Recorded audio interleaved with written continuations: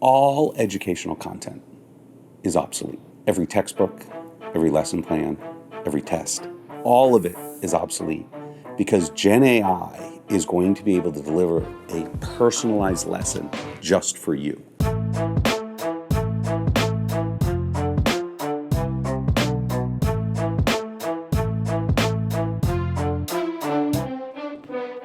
This is going to be so much fun. I have learned so much from you about what you're building, and I'm extremely excited to share it with everybody else. And I view my role today as like the excited skeptic, which I feel like is the role of a lot of the parents considering Absolutely. Alpha School for their kids. And so I want to go into deep detail about every aspect of what you and Mackenzie have built. But since most people actually don't yet know what Alpha School is, I think you have to start the conversation by just explaining what it is and why the two of you are building it together. Alpha School, it's a high-end private school. It's expanding across the country, but at its core is redefining what school can be for kids.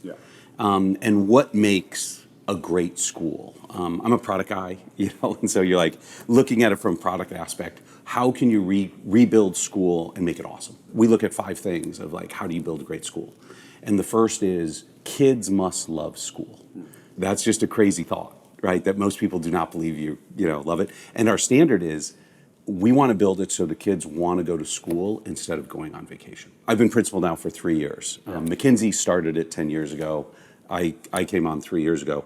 2 months ago, our high school kids sent us a note and they said, hey, can we not take summer break? Because we're loving what we're doing so much. We want to continue through it. And so it's sort of a peak. Sounds impossible, but I'll grant it for now. But right, I was one of those kids who definitely did not like school. I dropped same. out of college, and then, in higigh school I got in trouble because I skipped school all the time. And so this is a different world for me. And then the second part of it is just on learning. Kids need to learn 10 times faster. And so we built an engine, learning engine, all the talk about AI and learning science, where kids can learn 10 times faster. And so in our school, kids go in, spend 2 hours a day with the AI tutor, with screen time and all the things around that. We obviously consider it very good screen time, and they learn 10 times faster. So our academic performance is the top of any school in the country, and we do it in dramatically less time. And then the key to that is once you can crush your academics in 2 hours a day, the natural follow-on question is, well, what do you do the rest of the day? Because I can tell you as principal, the one thing parents don't want you to do is send them home after 2 hours. So what do you do for the 4 hours? And so that's where we talk about life skills. And this is, in reimagining, what are all the things that as a parent we want beyond pure academics, right? Leadership, teamwork, entrepreneurship, financial literacy, right? Relationship building, socialization, hard work, grit, storytelling, public speaking, all of those kind of things. We do all of that in the rest of the day, and those are like big project-based, workshops that are super fun for the kids and team-based and not screen time, right? Sort of the opposite. The first thing you ever said to me was something like, educating kids is the single most important thing we do as a society, and it hasn't changed in like 200 years. Yeah. And let me just dig into that a little bit more as to why it hasn't changed, like how it began and why it hasn't changed, because it's been the same way for so long that radical approaches like this one, we're open to radical approaches in everything in the world, like the pace of technology. Everyone's excited about the pace of technology change, but education is one place that I think parents, myself included, are sort of scared because it feels like the ultimate risk to put your kid in something that's different. And so I want to talk about this like 200-year legacy. Like why was it why is it like it is, and why hasn't it changed? Every parent wants to educate the kid the way they were. I was like, I didn't start the school. Mackenzie started the school 10 years ago, and I went to Catholic school. My kids are in Catholic school. She starts Alpha. It took her 2 years of saying, come to my school. Yeah. And I'm like, no offense, Mackenzie, I'm not sending my kid to your weird, janky school. Like, it's weird, right? It's different. Yeah. And so, I didn't want to do it. And that's the normal parent reaction to all of this, because it's all we know. So back to the 200 years is, there were, if you go sort of the Socrates, Plato, Aristotle, Alexander the Great, the elite had tutors. But fundamentally, 200 years ago, when we decided everybody needed education, globally, we created the industrialized model. And the way to do it is put a teacher in front of a classroom, and whatever the class size is, 20, 30, that is actually globally, right? It doesn't matter where you are in the world. You can be in the poor school district, in India, and there's a teacher in front of a classroom. The building's not that nice. Or you could be down the street here at a $75,000 private school, and it's a teacher in front of a classroom in a very nice, Nice room. very nice building. And that is how teaching's been done. What happened is sort of 40 years ago, the schools of education, Stanford was one of the leading ones, but lots of others, took a lead and said, how do kids learn and develop? And there's actually a thing called learning science, the science of how kids, children develop. And, they started writing papers 40 years ago that were basically the teacher in front of the classroom is like the worst way to teach kids. And there's all these ways where kids can learn 2, 5, 10 times faster. But it doesn't work in the teacher in front of a classroom model. Yeah. And so it's not scalable, so you can't do anything about it. Like one of the first papers, there's Bloom's Two Sigmas, a seminal paper, and they talk in the paper, well, if everybody had an individualized tutor, right, it'd be great, but obviously not feasible. There's a lot of other things too, mastery-based learning, spaced repetition, all these other concepts of cognitive load theory. Yeah, we'll talk about all those. We can go into those, but fundamentally, it just hasn't been possible. That's sort of, I guess, where, how I came into the alpha story, which was I was an early AI, old school AI, not the new Before they neural called it net that, stuff, right? And in the 80s, I actually wrote a paper in high school on AI. And one of my paragraphs was like neural nets, but they're decades away, right? Back then, it was all expert systems and ontologies, right? And so, and then I went to Stanford, and I was actually in a class with Professor Feigenbaum, who was the father of expert systems, and he's talking about how these things are worth millions of dollars if you ever get them to work. And so, my classmates and I, a couple of us, we dropped out and started Trilogy. And we spent, our claim to fame in the 90s was we were the first AI product to sell $1 billion. And so that was our, but old school stuff. But then 3 years ago when Gen AI came out, I was like, oh, neural nets are here. They're here it's finally. Decades later. It's decades here. And my kids were at Alpha because 10 years ago, I did talk about it. I eventually did send them to Alpha, which is a great story how they got there. But it wasn't scalable, just like all other educational things. I was like, McKinsey, you have a great school here, and it's great for my kids and your kids, and all kids go to Alpha. But this can't scale. 3 years ago with Gen AI, I was like, this is finally the technology that is going to allow education to scale, and we can take all this awesomeness where kids can learn 2, 5, 10 times better, faster, and get it out to 1 billion kids. That's when I became principal, because I was like, okay, McKinsey, we could totally make this, a super scalable thing, but I'm a product guy. I got to be in it. I got to see what happens when fifth graders get in a fight and when parents yell at you and all of those things. So if we think about the school as, there's lots of components, but I want to spend a chunk of time on just the 2 hours of learning and how, whether that should be 1 hour or 3 hours or aspects of that. And then the afternoon session, the sort of life skills, the motivation, everything else. Maybe starting with the chapters that the 2 hour learning has gone through. My understanding is that originally it's always been computer-based, try to make it personalized, using external tools like iExcel and others that people may know about, but then layering in critically like a feedback mechanism, which I know for you is like incredibly important in anything that you build. That tight feedback and iteration matters a lot. So maybe talk us through the various iterations of this software itself and like literally what it is and what it does, what it feels like to use. Khan Academy is sort of the best one. Everybody knows familiar with that one. This concept, and actually homeschoolers know this a lot, is most homeschoolers only spend a couple hours a day, with apps trying to teach. Now, so the evolution very much was using various apps, and figuring out, okay, here's, 10 years ago, Dreambox was one of the leading apps back then, and there's using apps in order to have kids learn. The evolution has been, how do you make the apps better? How do you get better educational outcomes and less time? So, and there's a little revisionist history since I've only been here the 3 years. But fundamentally, the design goal that, our team uses is when we put in new software or new anything, does it increase their academic knowledge or reduce the time that it takes to learn it? That's what you care about. Right? That's basically, you're like, how do I get knowledge into a kid's head and not crammed where they're going to forget it, where it truly is, back to learning science, it's going to change the schema of their brain, right? It's going to change it, and it's going to be there forever, right? And how do I do that and create thinking? right? And create knowledge acquisition. And how do I do that in the most efficient way possible? And there's lots of the learning science that says, here's how you do that. And so what we've been doing is saying, great, sort of since I took over or became principal and started building out this product was, all right, what can you do? What are the principles of learning science that are the foundations of this that now can have a kid learn and learn well? And so, but when you come in, so how does it work? So let's take a new kid. Yeah. You're going to come in. The first thing that apps are really good at is figuring out what you know and what you don't know. Yep. Right? And so it's going to be able to ask you some questions. So just think of any kind of assessment test. There's lots of them out there. A MAPS test would be a good example. Is figuring out, what do you know and what do you don't know? And then once we figure that out, we give you lessons to build up your knowledge from wherever you are. And so the first thing you have to do in this, that's very different is age grade and knowledge grade are very different things, right? That just because you're in sixth grade, age-wise, doesn't mean you actually should be in sixth grade content. Yeah. And this is one of the big things that's different for a teacher in front of a classroom model, right? Where a teacher has to deliver sixth grade material. I'm a sixth grade teacher, I'm doing sixth grade lessons, right? The magic, right, and this is what the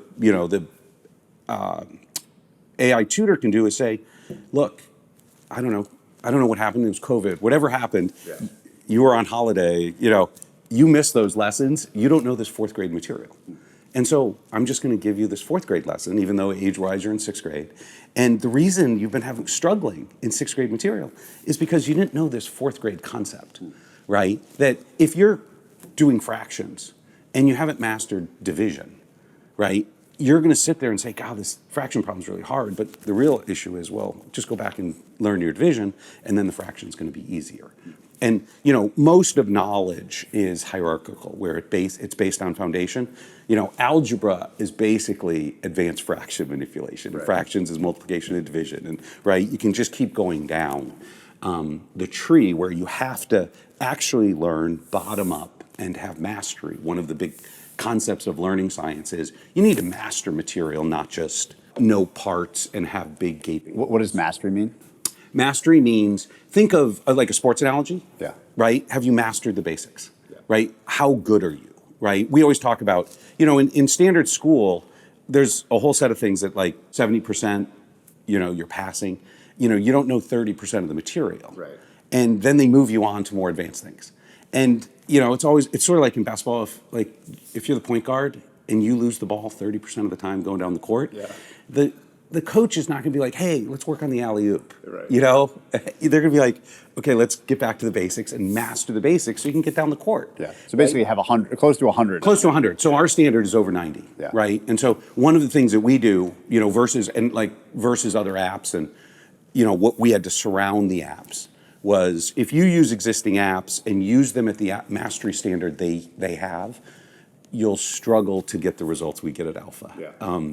Because the mastery standard that's embedded in all the apps and used is just too low. Can we spend a minute on the learning science and the cognitive behavioral stuff and cognitive load theory and all this kind of stuff that underpins the two, less time, better content scores?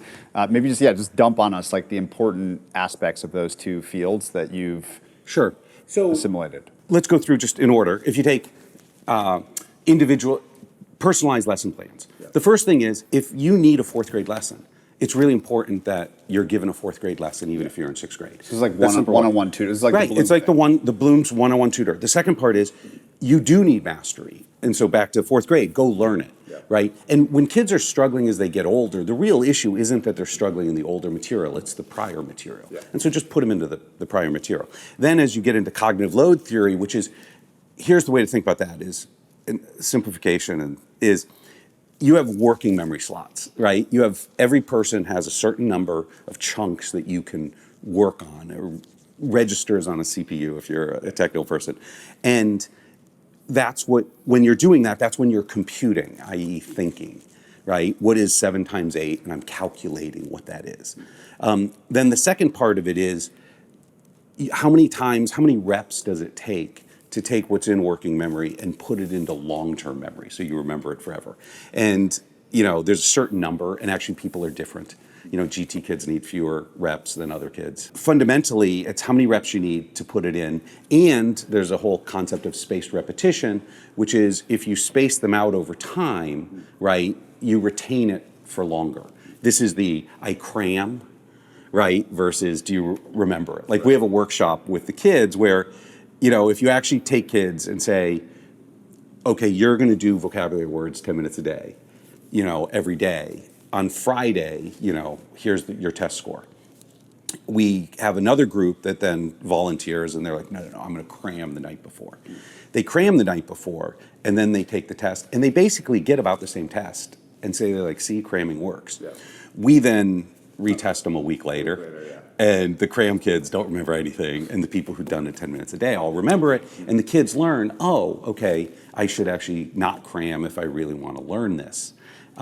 Which goes back to our whole thing of, they're back to retention and learning faster. You can teach kids to be these self-driven learners where they learn these concepts and actually are excited to learn 2, 5, 10 times faster, right? Kids want to learn as quickly as they can, assuming you give them their time back. Just to put a fine point on it right now, maybe just like share your favorite of the school's been around for a while, you've been there 3 years, some of your favorite outcome statistics, like so far we've been talking about a really radical, cool new way of educating kids. But you measure everything in our conversations. I've come to appreciate that, like, you are a measurement fanatic, and so you care very deeply about the measurable outcomes here. Right. What are some favorite examples of what this method has allowed for in the kids? Our academic results are crazy. Are just crazy based on standardized tests. So there's two parts. The first is our kids literally spend 2 hours a day, and that's it. Yeah.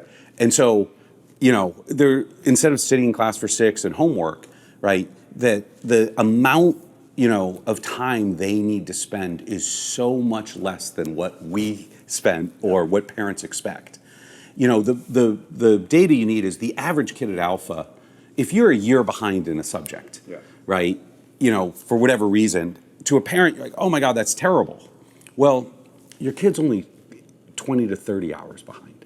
That you can teach an entire grade level of material for one subject in about 20 to 30 hours, crazy. Right? And you're just like, wait, there's 180 school days, and each class is an hour, and it's 180 hours plus homework, and you're telling me it's 20 to 30 hours, and you're like, yeah, 5 to 10 times faster, right? Over and over, our AP kids, like they'll do AP, world history, where our kids all got 5s, because the test came back a couple weeks ago. They all get 5s, and they spend 75 hours max to do AP. So this whole, these big AP loads, in high school, where it's hundreds of hours, you're like, oh, wow, it just doesn't take that long. And so this whole concept of we need to have kids spend 6 hours a day plus homework for 12 years, it's not even close to true, in this new world. And then the second part is, okay, they're only doing it 2 hours. They must not, your scores aren't high enough. And our academic, the reason, we use a lot of standardized tests because, well, first off, when I talk to the parents, I'm like, you wouldn't, even our parents who don't believe, who don't like standardized testing, they actually love it with Alpha because they wouldn't believe our results. Right. I'm like, if I sat here and just said, hey, it's better. Trust me, that 2 hours is totally working, right? They're like, what's the test, right? And it's only, and we do a mid-year test. So you come in August or September and take your MAPS test that we use third party. And then in January, you get your mid-year update. And, for parents who come in, at first they're like, okay, this sounds really exciting. And then their kid, comes in and is doing the 2 hour day. Their kid's loving school. Somewhere around December, because they're home at Christmas and the family members are like, what is this seems like is your kid really learning and all this stuff? They start to get a little freaked out. And then the January MAPS test comes back and shows they're learning twice as much in 2 hours a day. So our standard is in 2 hours a day, you'll learn twice as much as sitting in class for 6. And for that's just, if you look on growth rate, right? Our growth relative to any other school in the country is off the charts. Like there's a Substack actually that just came out that literally just takes our MAPS results and feeds it to AI and says, compare this to the best schools in the country. And they're like, there is no school in the country who can deliver these kind of results because both you can take in kids who are behind, right? And if they're learning twice as fast, they're going to catch up. So you can take a kid at 50th percentile and get them to top 10%. Or you can take a kid at 99th percentile, which is usually capped out, and all of a sudden put them years ahead, right? And so it works on either side because you're just focusing on the growth, which is how do you teach the kids more in less time? And, you also can just sit there. Anybody who, if you talk to the experts in learning science, they're like, well, theoretically, this has all been predicted for 40 years, but no one's been able to implement it. Oh, okay, I guess we're implementing it, and it's working. I like the idea that you told me one time that kind of like the microscope unlocked biology, that AI unlocks learning science. Yeah. It seems like that's just true.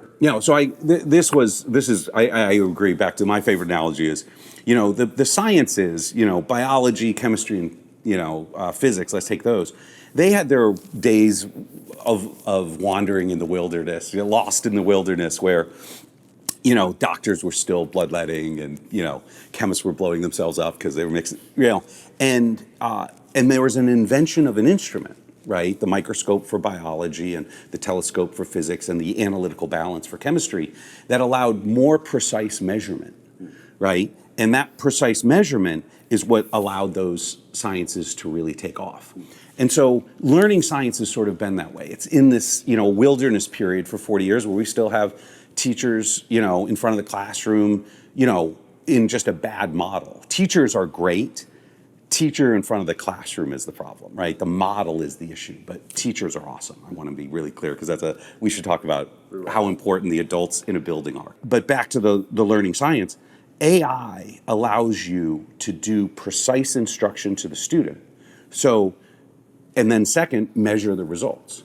And if you take the AI out, right, your effect is dominated by the classroom, right? And you don't know, is the student motivated? Are they even trying? What's the prior knowledge of the student? Did the teacher actually instruct it correctly, right? And so the environmental variables dominate in the last 40 years with learning science. With an AI giving very precise instruction and being able to closed loop measure it, right? That closed loop is the magic, to your point, which is we have a closed loop that no one else has, that our team comes up with an idea and says, okay, theoretically, let's take, Dean Schwartz, chapter K, and put it in. We generate lessons. The students use them, right?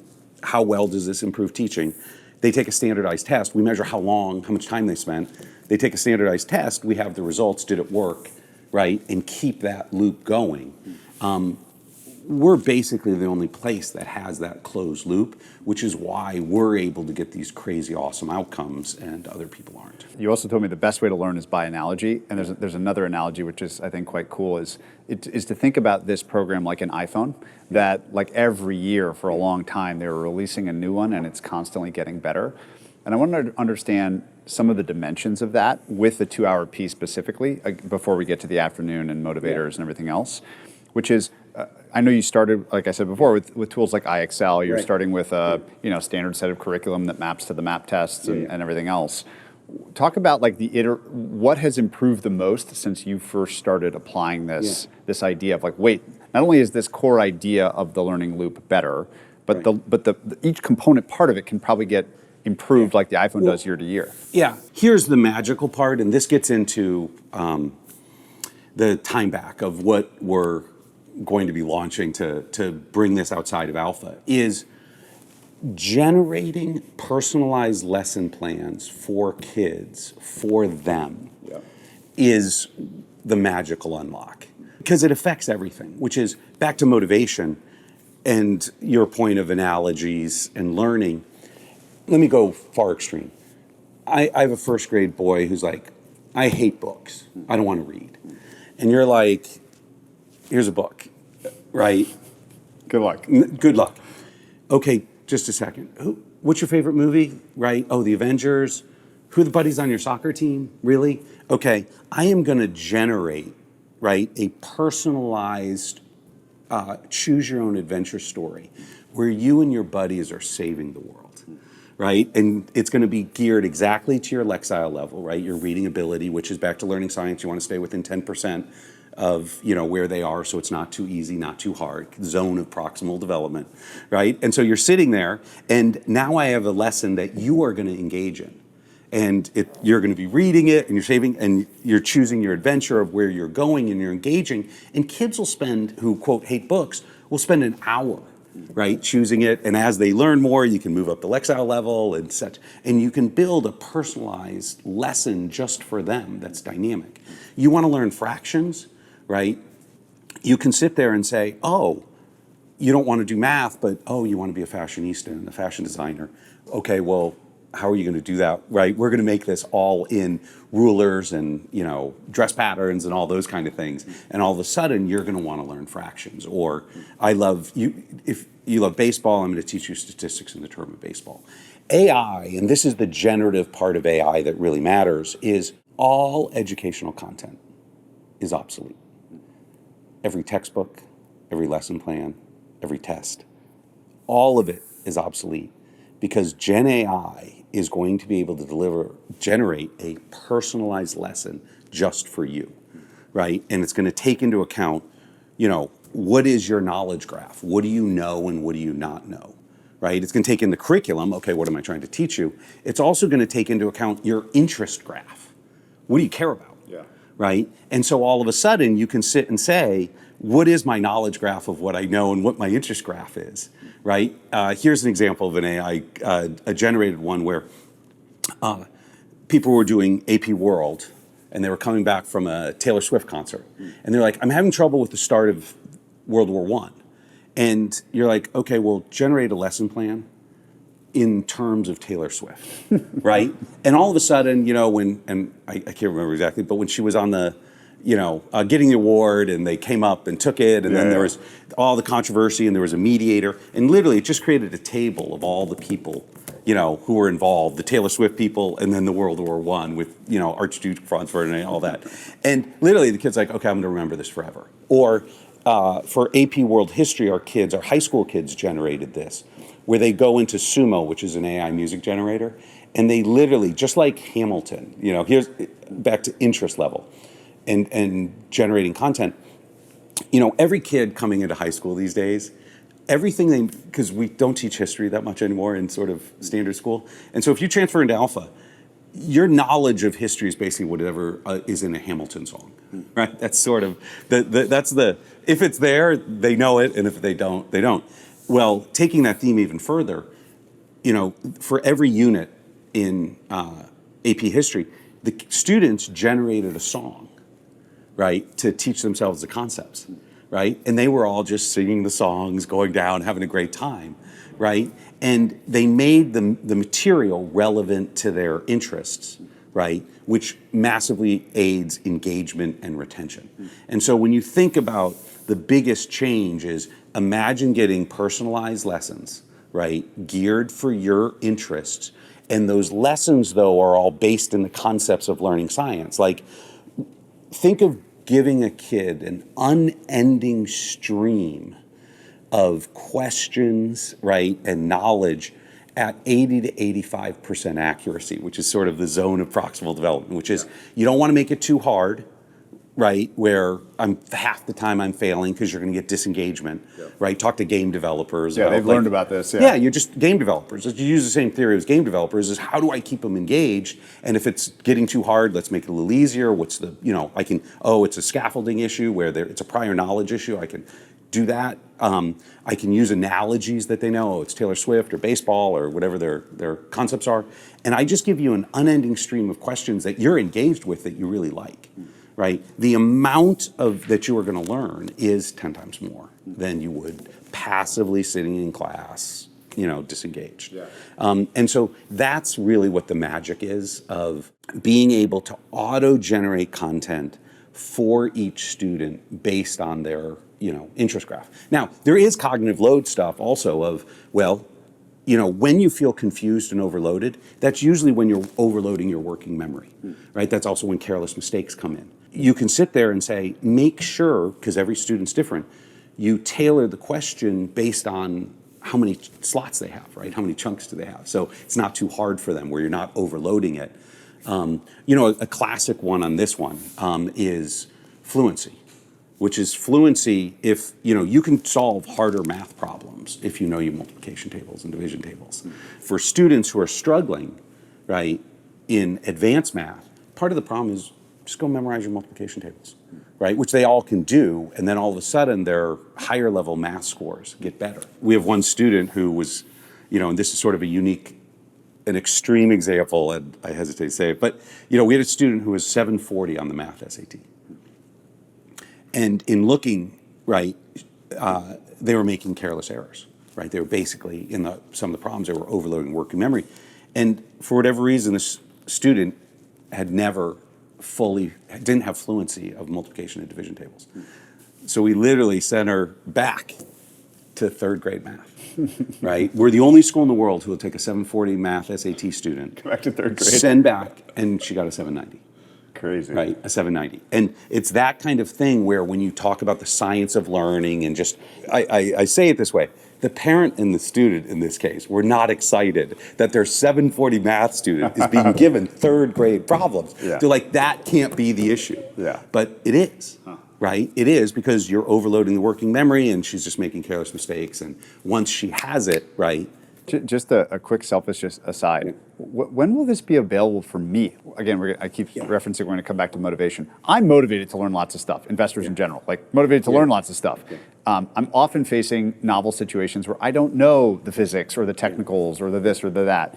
And I wish I could just input like, here's everything about me. Here's all my favorite stuff. Ask me anything you want to know. I'll tell you anything. Now teach me whatever. Teach me avionics, teach me whatever. I'll take tests, I'll do whatever it takes. How long do you think we are from a normal adult that doesn't need motivating, just being able to input the thing they want to learn about and having a system like TimeBack teach it to us much faster? We're focused on K through 12. There needs to be somebody else who does that for the adults. But the next 5 or 10 years, everybody can have this. This is going to be a standard thing for everybody. Back to a visionary, I was talking to some ministers of education of other countries. And, I was like, look, sometime in the next 5 years, I don't know exactly when, but there's going to be a tablet that's less than $1,000 that is going to teach every kid on this planet everything they need to know in 2 hours a day. Right? That's coming. Right? It's going to come. And, our AI burn is like $10,000 a kid right now, but it's going to be down. It's going to be for everybody. It's going to be on a, tablet that everybody's going to have. And that is coming. If you're a parent, you should wake up and be super excited. AI is going to affect people various ways. There's going to be winners and losers, right? I'm in Austin, and we have the robo-taxis and the Waymos and all this stuff, and I'm like, I would not want to be an Uber driver. This is just not good, right? It is not good for them. For kids, it is an unequivocal good. This is McKinsey's favorite line, and I completely agree with it, which is, this is the best time in history to be a 5-year-old. Because we are going to transform their first 12 years, because they are not going to sit in class. People do not like school, right? It is, school experience for most people is not good, and they don't learn. And we're going to completely be able to transform their, dozen years and make it awesome, as opposed to the chore that it is today. How fast does the benefit diminish with age? Like the best time to be a 5-year-old, what about to be a 10-year-old or a 15-year-old? Will that cohort still enjoy these benefits? Back to catching up and how far, we'll take anybody into an alpha school academically if they're willing to put in the time. And when you talk about the time, you're like, wow, you're really far behind, so you can't do the 2-hour learning. You got to do the 3-hour learning, okay? You need to take 1 hour of homework, right? Or an extra hour in the daytime in order to catch up.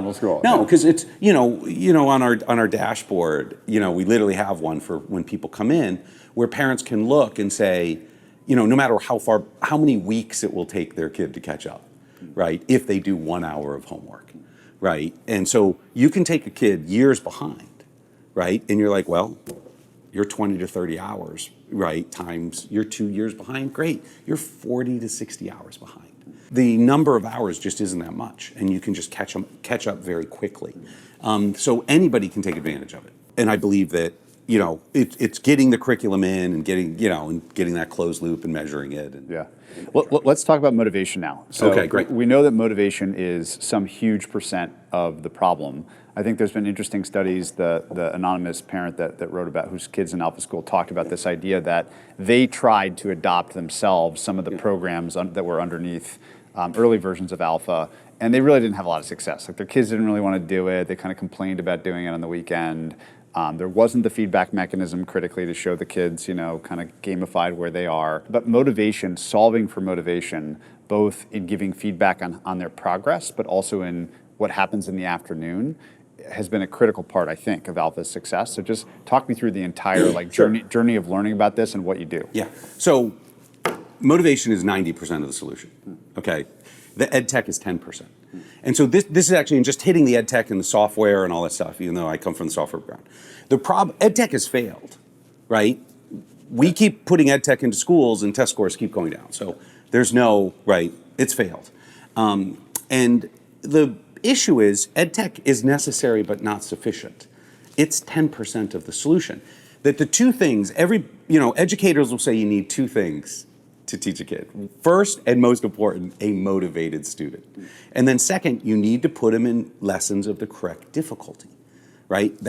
And not too easy, not too hard, zone of proximal development. So EdTech does the second one really well. AI tutors, right? We can ask you what you know and what you don't know, take an assessment test, and then we're going to give you those questions. But are you going to engage? Do you have any interest in engaging, right? Or if I don't engage with the app, right, then I'm not going to learn anything. Motivation is 90%, and Alpha's 100% built around solving the motivation problem. There's two stories here on this. Was back to when I moved my kid over years ago, Brian, who was the co-founder with McKinsey of Alpha, I asked him, I was like, what's something that I don't believe about education that I need to know? He's like, kids must love school, right? The first commitment of Alpha is kids will love school. And I'm like, school's sort of like spinach sometimes, right? And sort of sucks and all that stuff. He's like, you are wrong. Kids must love school. That couldn't be more true. If we're going to fix education, we have to wake up every day and realize, why don't we make these dozen years for kids? We spend plenty of money, right? We spend plenty of money. We spend $1 trillion for K through 12 in this country to make kids love school, right? Now, put them in class for 6 hours, give them homework, make it a very terrible environment. We're not doing that. But we need to change it so they love school, and that's tied into how you have to solve the motivation. If you want them to learn, you have to do that. And just back to the EdTech, one last thing on the EdTech is, EdTech has 5 or 10% of kids who do well with it, right? And there's a whole paper out called the 5% Solution, where the successes around EdTech are basically there's a set of kids who love academics for academics' sake, right? And learning more, right? They're self-motivated, high conscientiousness, often high IQ kids, right? Who do really well, right? In the current existing system, and you give them apps and they do it. But that's not 90% of the market. And 90% of the market is, okay, how do we motivate kids? And so motivation is the core of the design. So let's start with the first part of this, which is, so my first week as principal 3 years ago, I'm now accountable to the kids must love school, right? And love school so much they don't want to go on vacation, right? And so I'm talking to some fifth graders. I'm like, guys, they're new to the school. I'm like, do you love school? Would you rather go to school on vacation? They're like, no. And I'm like, okay, well, what would make you love school? And they're like, less school. And I'm like, okay, well, how much less? And they're like, no school. And I'm like, okay, well, that seems a little light as a principal to have no school. And so basically we negotiated. I was like, look, how about this? If 2 hours a day, if you engaged in the apps, and you'd have to engage, you can't screw around, you can't be doing stuff. But if you really engaged with the apps for 2 hours, and then you had 4 hours of the most awesome stuff you love to do and workshops and team-based stuff that you really loved, would you do that? And they're basically like, okay. And that's when, and I'm back with my team on my software team. I'm like, all right, guys, we have 2 hours, right? We have 2 hours and we have to teach these kids as much as we can. And look, all this learning science says it can be done, and let's go figure this out and let's create a system, right? Where these kids are going to crush it academically in 2 hours, because that is you have to solve it in 2 hours and give them their time back. And so the code name of our product, and actually, it's actually going to be the product when you say, when does everybody get this? Right? Next year, our goal is to get this out. My job is to get this to 1 billion kids. And so I need a software platform to do it. You can't do it with with just the physical schools. or just alpha. And so, but time back was the name of the product. Give kids their time back. And that is by far the number one motivator for kids. Actually, in that article you're talking about from that parent, motivation's complicated. There's lots of ways to motivate kids, right? Our guides, our adults in the building, our guides and coaches, they spend all their day figuring out how do we motivate kids, right? And, sometimes it's, the kindergartner wants a sticker. Or sometimes it's, some of the students are competitive and they want to be top of a stack rank, let's say like that. But by far the number one, if you take the biggest kids, your biggest one, your highest, right, effect size is give kids their time back. And that drives the huge performance, which is, if you took all my other motivations that we use, at Alpha, and you said they have to sit in class for 6 hours and do homework, I don't know any of those other motivations would work. Versus you have to solve the first one, which is you need an engine that teaches kids 10 times faster so you can give them their time back. And then once you do that, these other motivations work as well. But time back is by far the most important motivation. And then with it, it totally works. Because kids get it. You're like, well, do I want to spend 2 hours engaging the app, right? To then do 4 hours of great stuff, right? Almost every kid's like, okay, that seems a lot better. So what is the great stuff? Like what happens in the second 2/3 of the day? Because the parents don't want the kids back. You got to keep the kids. So what's going on? The afternoons are all the life skill workshops. There's tons of stories around it, but these are project-based workshops where kids are doing stuff they love, but also teaching them life skills. And so think of a life skill that you want. I want my kid to be, I want entrepreneurial life skills. So our fifth graders last year or 2 years ago ran an Airbnb, right? And they loved it. And they had to learn, right, P&Ls and gross margin and all these things. They had to learn business. And they were loving it, right? And how do we set prices? And right? And they were decorating it. And, this year, those same group were like, well, we want to launch a food truck. Austin has a big food truck scene, right? We want to launch a food truck. And I was talking to one of them and I was like, why'd you pick, they picked breakfast food, dippers, they call themselves. Like, why'd you pick breakfast food? They're like, do you understand the gross margin on breakfast foods?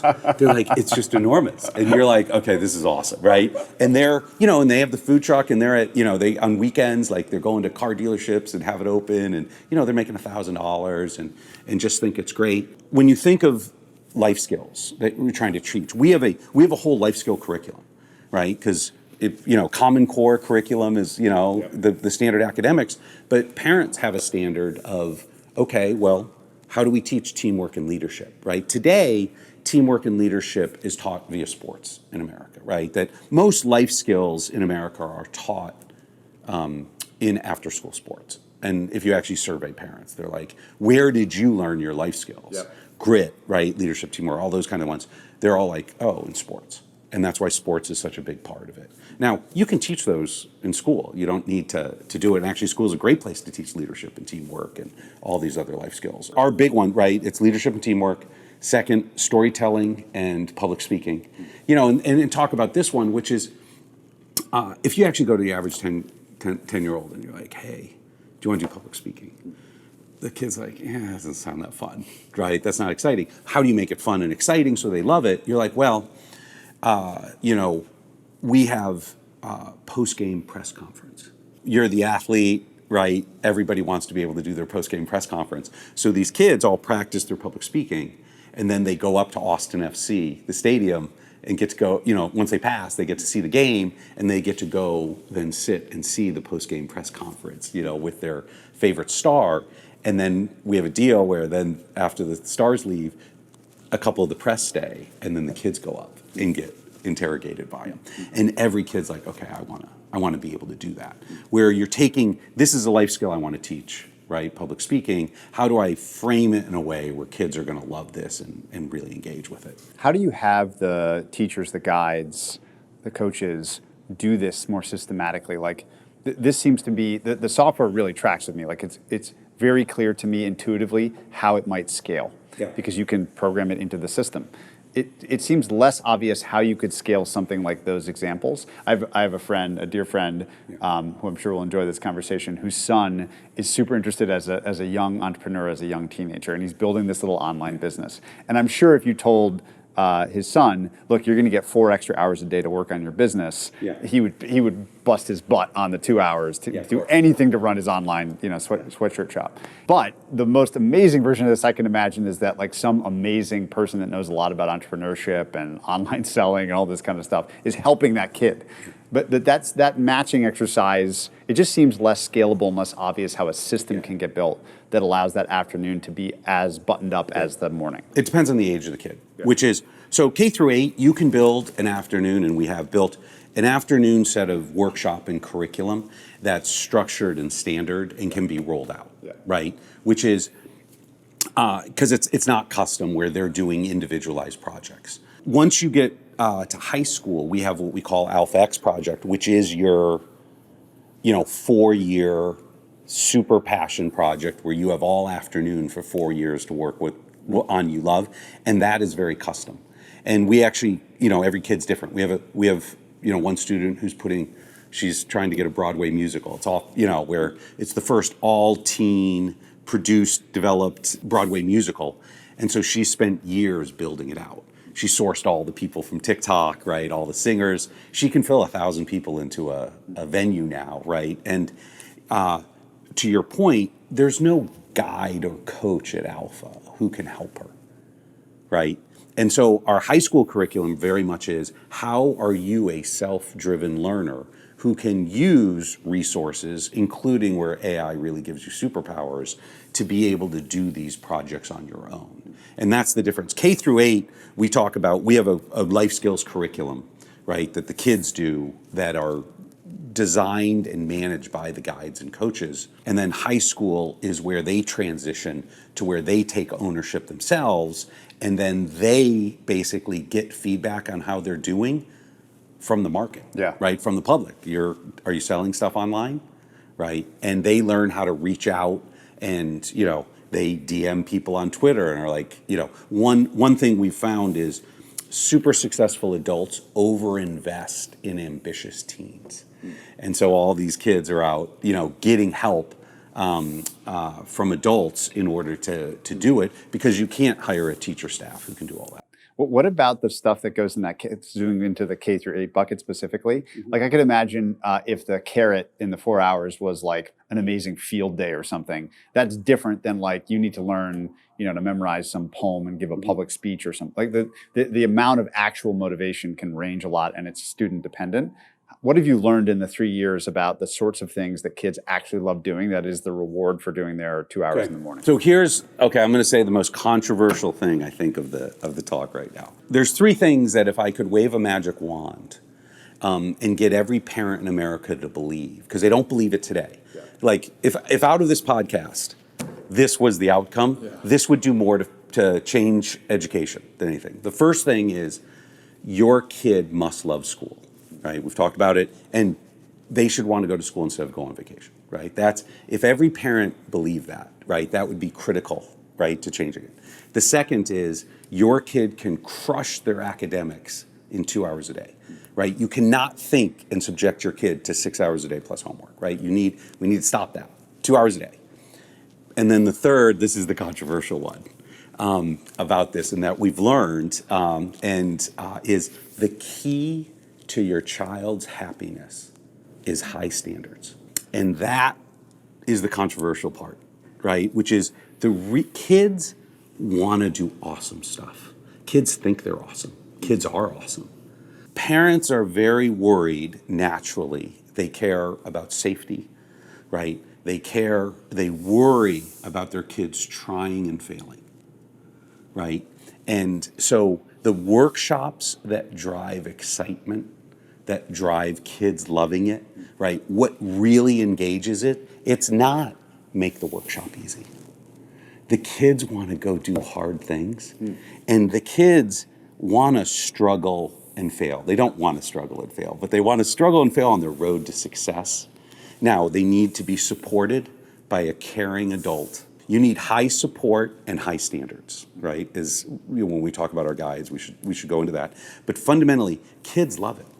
Like we have one of the things you'll see in the videos. McKinsey's Instagram is basically all the videos of all these workshops, right? And all she does is just goes to school and films them, right? And just films kids, and there's like 500,000 or 1 million people who love it because you're like, wow, this is what school should be like. Well, we have kindergartners who climb a 40-foot rock wall, right? And when you hear that, and you're not the alpha environment, you're like, oh, that is so bad. That's so whacked. That's too hard, right?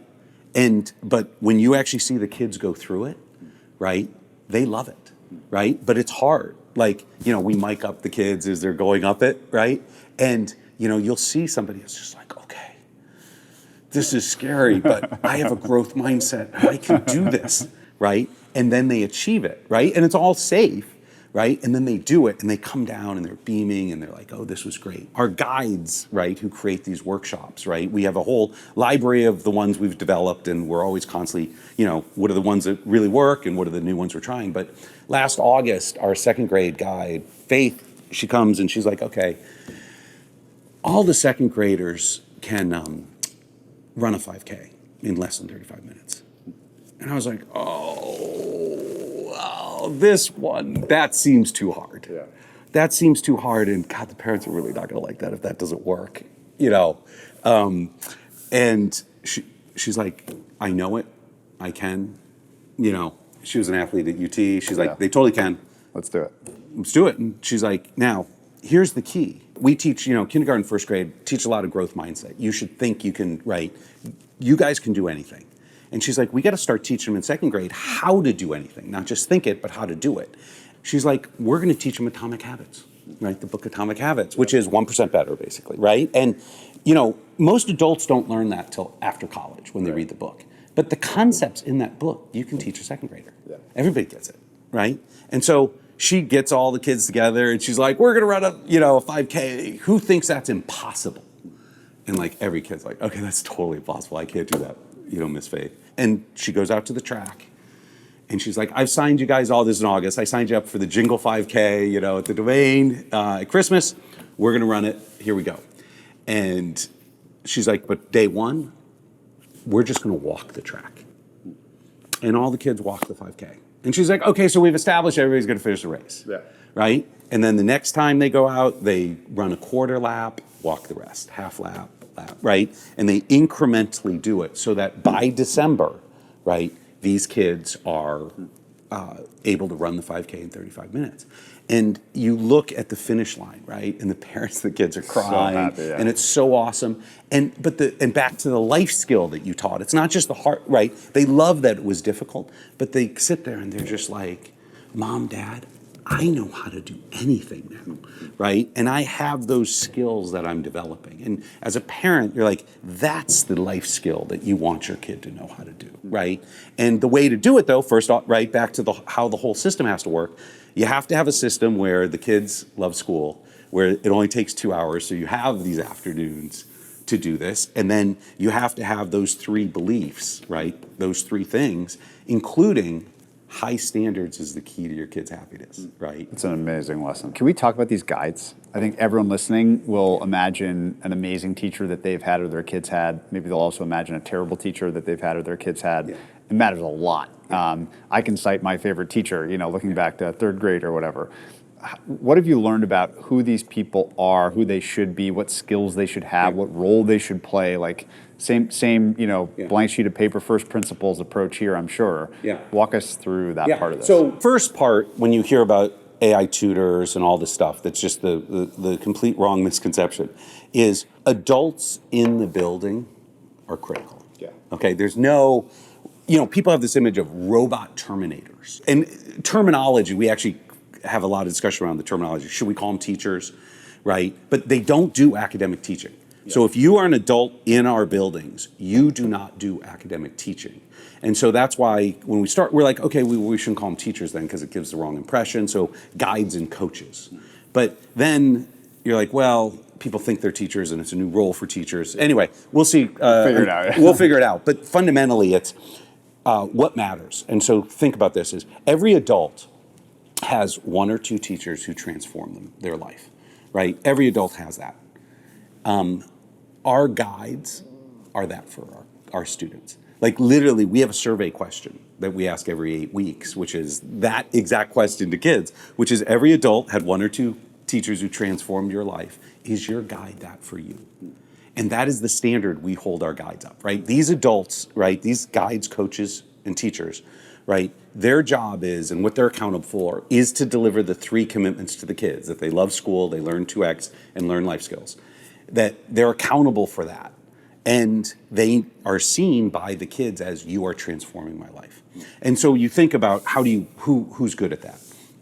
The first part of it is, and this gets back to academics and the teacher in front of a classroom, the reason, whoever is in your head, the reason they transform your life is not because they graded your 7th grade science quiz really well, right?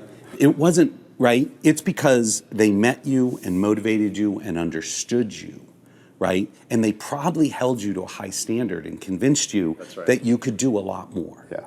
Back to the key to your happiness and success is high standards, right? High support, high standards.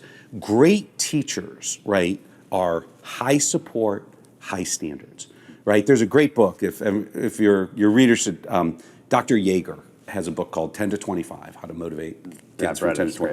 It's a great book, right? And we work with him a lot on all this stuff. And that is, every guide at Alpha, lives that philosophy. And that is what you're looking for. You are looking for individuals who, right, can hold high standards, but also high support, right? And it's different at age, right? So if you go into our kindergarten, you're going to get, Charity or Mallory, right?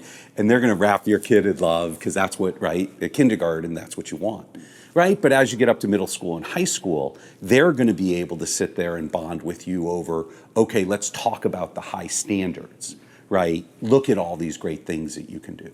And so it's various things, but we hire, because you don't have to teach 7th grade science in our school, we actually hire ex-coaches, as an example, ex-coaches, athletes. We'll talk about, like, we have a sports academy, right? And we literally have ex-NBA coaches, ex-NFL players, ex-MLB players, right? And they're awesome at holding high standards and providing great motivation for the kids. And so when you don't have to do the academic side, right, you bring in all those other things and you focus 100% on, I'm going to hold high standards for the kids. I'm going to be able to motivate them. Like we probably are the only school where, we have a system where you can go in for every kid and see every motivation that's ever been tried by any guide at Alpha to motivate them, to see what do they really love, how do you engage this kid, what are their interests, right? And so our guides spend time getting to know the kids, during, as an example, during the 2-hour session, right? The kids do 25-minute Pomodoros. What the guide will do is pull the kid out one-on-one. They're like, you're not going to do the math stuff today. Come sit down and talk to me. And the guide's going to be like, oh, how was your weekend? What happened? Oh, did you win the softball game? Whatever happened, and get to know, oh, you seem to be, not as engaged anymore. What's going on? And they talk through all of that with them. And so they get to know the kids, right, and get them to, we talk about there's Mount Alpha that you're climbing up, and your guide is there to help the students get up the mountain. People who love to do that, right, are the ones you want to hire. We pay our guides a lot more at Alpha than standard teachers. And how much more? Like what percentage more? Our minimum pay for a teacher is $100,000. And so like in the Austin market, that's basically double the pay of it. And you're going to go get great talent, and you're going to get great talent not just in teachers. So we can go get people who are the best teachers in any teaching one, but you can also get people who aren't traditionally teachers, right? And that's very much what we believe, and the core of it really is students want, they want these great teachers, and, you don't have a class size problem. The economics of a school are based on, fundamentally, how much do you pay the teachers and what your class size is. That's, we have some other economics like our AI and our workshop costs, but fundamentally that's driving, the economics of schooling. And so, at the lower grades, we have, low tooling, which is, you're going to have 5 students per guide. But as you get older, what you actually find is students don't want that. By the time you get to middle school, they're like, Mr. Liemandt, I'm an adolescent. I don't need all these guides around, right? And they want more freedom, but the ones they want really high caliber, awesome people who are going to know them and motivate them and hold them to high standards. All right, I want to talk about feedback loops. Okay. This is something that we've referenced many a time. It's a huge part of your success outside of Alpha and leading up to Alpha that's allowed you to fund it and be such a force behind it. In your life, you seem to have learned a tremendous amount about the power of well-enforced feedback loops. So maybe just give us the foundation of this belief, and then I want to talk about all the many ways in which you've been able to deploy these learnings into the Alpha School setting to give kids feedback, not just motivation, but show them their progress, show parents, show coaches and guides. Where did this deep belief in the power of iterative feedback come from in the first place? There's two parts to it, I guess. Sort of the individual level and then the systemic level, which is, part of the feedback loops that are really important. And, the biggest, yet to be proven part is we need to scale this, right? We need to scale this. We need to get this out to 1 billion kids. And so how are you going to measure, right, and success? And so I always look at myself as I'm a product person, but then, okay, how do you put in the systems that allow it to scale? Yeah. And the key to the systems scaling is the feedback loop that you know what's going on. So when we open a campus, how do I know that the kids love school, right? How do I know that the parents are super excited? How do I know they're learning 2x in 2 hours, right? Are the guides awesome, right? Is my guide in New York City going to be as good as my guide in Alpha? And right? And so how are we going to be able to measure it all? And so the key on all these feedback loops is if you want to scale it, you have to measure it, right? And you have to provide that loop if we're going to be able to say we're going to keep this quality at standard at scale. There's sort of all that we can talk about, and that's a big part of what AI enables. It enables a scaling at quality that I believe 10 years ago you couldn't have done. And then the second one around feedback loops is receiving feedback, right? Is one of our most important life skills, right? To teach is that if you are somebody who actively seeks feedback to get better, right? That is one of the most important life skills you can teach somebody. And receive feedback is one of our, in our life skill stack, where we have, at kindergarten, right? Our test to pass, for all our life skills, we have a test that you have to pass because you have to be able to measure it, right? And so it's can you receive feedback without crying, right? In kindergarten. And you sort of move up to by 8th grade, do you know that the key to you getting better is actively seeking critical feedback, right?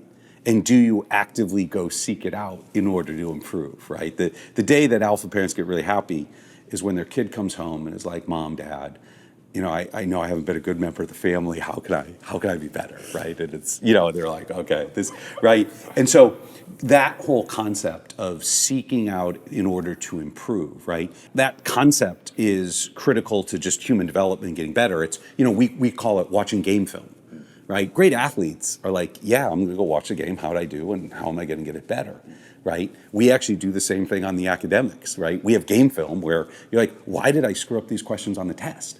Right? And they literally will sit there and say, I missed this question because I didn't know the material. Or, oh, this was a careless mistake, right? So they can start to sit there and say, what is my problem? I don't know it? Or actually, I'm, test-taking skills. And you help them do that. Yes. You show them the game tape of themselves learning. Exactly. Well, that's part of, when we talk about our AI tutoring, we didn't get into all the technology. How we use it is completely different than what everybody else thinks. I believe that, there's this whole view that we are going to deploy ChatGPT to everybody in America, and things are going to get better because everybody needs to use AI, right? And if you take away from Alpha, you're like, oh, we should deploy ChatGPT to everybody. Okay, Wrong takeaway. That is literally the worst thing you could do. Just to be very clear, you are not a principal at a school if you think ChatGPT is good. 90% of the use of ChatGPT is to cheat. Kids take it, Now, there are 10% use case of people who are like, I need a Socratic tutor where I'm super excited about it and I need to dive in deeper, right? And that 5 to 10%, those kids are going to crush it with it, and you should give it to those 5 or 10%. 90% of the kids are like, how do I use this to cheat? Okay? And so, like, Because they want their time back. Because they want their time back, because they're just trying to get through it. We literally don't have chat functionality activated in our AI. Like, it is not a chatbot. It's terrible. And that's not what people need, right? Back to where we use the AI is generating personalized lesson plans and personalized lessons themselves, right? That is a great use of AI. A second great use of AI is actually to watch the screen and coach the kids, right? To give them the game film where, like, and we can go from the remedial of, hey kid, you're like literally scrolling through the article and looking at the questions and trying to search because you don't want to read the whole article. Just, that's not really going to work well. Or, when you miss a question, here's the video that can help explain it, the little explainer of what you got wrong, and you skip it every time. If you really want to get out of here in 2 hours, read it. You need to do it. Like our biggest thing is our vision model, right? Which is actually part of the big expensive part because you're streaming full-time thing. It'll come down in cost, but right now it's a lot. Is we have a waste meter. Because once again, if you are going to give the kids the time back, they want the time back. And they want to get better. They want to become a more self-driven learner where they can move through this faster. So we literally are like, you're wasting 50% of your time. And the kid's like, whoa, coach me up. I don't want to waste 50% of my time. So I'm spending 3 hours when I could spend 2, right? And so giving them the coaching of how to learn better, right? How to learn faster and more effectively, right? That's a great use of AI. So just so I understand, I almost want to imagine we have the engineers of the system here with us, and we're now in a technical explainer. The thing is built. I'm interacting with it. There's different things I can do and not do. The entire process, me looking at it, the touches, the scrolls, everything is being monitored completely, and that is being fed through what kind of system? That sounds complicated. How does that system know it's the little thing at the end, the explainer that I'm skipping? Help me understand the engineering of the thing. Use Khan Academy since everybody understands it. And imagine a dynamically generated Khan lesson. The video is dynamically generated. The video can basically be about half as long as a Khan video because using the concepts of learning science and more active, right? Passive's bad. So more active engagement, you can teach kids in less time. And it's based on their interests, right? And so you're doing that. And then the video stream itself is actually being fed to an AI model that is sitting there looking for anti-patterns, right? What are the things that kids do? Because, basically, what are things that our kids do that slow them down, that are, learning anti-patterns? And so it's looking for those. And then when it has, it's going to be like, ooh, look, that's waste. And then it's going to, update the waste meter or flag the kid and say, stop doing it, right? Depending on what the mode is. And when you think about the technology behind it, just think of back to that data, what's valuable data? The same way having the data stream of all the Tesla cars running around, right? That you're then saying, okay, what are we doing? The data stream of, okay, here's what kids do when they're learning and what they shouldn't do and what to avoid. And then you move it to, so the first phase is go find all the anti-patterns, and then the second one is coach them up on it. So maybe it's a data stream, just a raw data stream that you have privileged generation of because the students are using the thing. Maybe talk about the team behind this. So how many engineers are working on this? What kinds of people are they? Where did they come from? Are these the best engineers from your Trilogy ESW days? Who are these people? And then what is their process of turning the raw data stream into actionable lessons in the software? There's a couple different parts to it. So Incept is the core generation engine. And the name actually matters. This is important, especially with AI in education, which is Incept sort of has 2 definitions. One is the movie, right? But it's important. You're putting a mind virus in kids' head, right? That's what you're doing when you're educating a kid, right? You are putting these thoughts into kids' heads. There's a second definition, though, from 1,000 years ago, the original from Cambridge and Oxford, which was qualified to teach. And there was a subtle underpinning of you trust the person, right? Teachers are trusted because you're putting things into kids' heads, right? And it's important to understand it's two parts. You're putting stuff into kids' head and you need to be trusted on what's going in. And there's going to be a lot of controversy, I believe. There is just in AI in general, but especially in education, of how we make sure these are trusted generators that are putting things in. You have TikTok as a untrusted generator that currently dominates, right?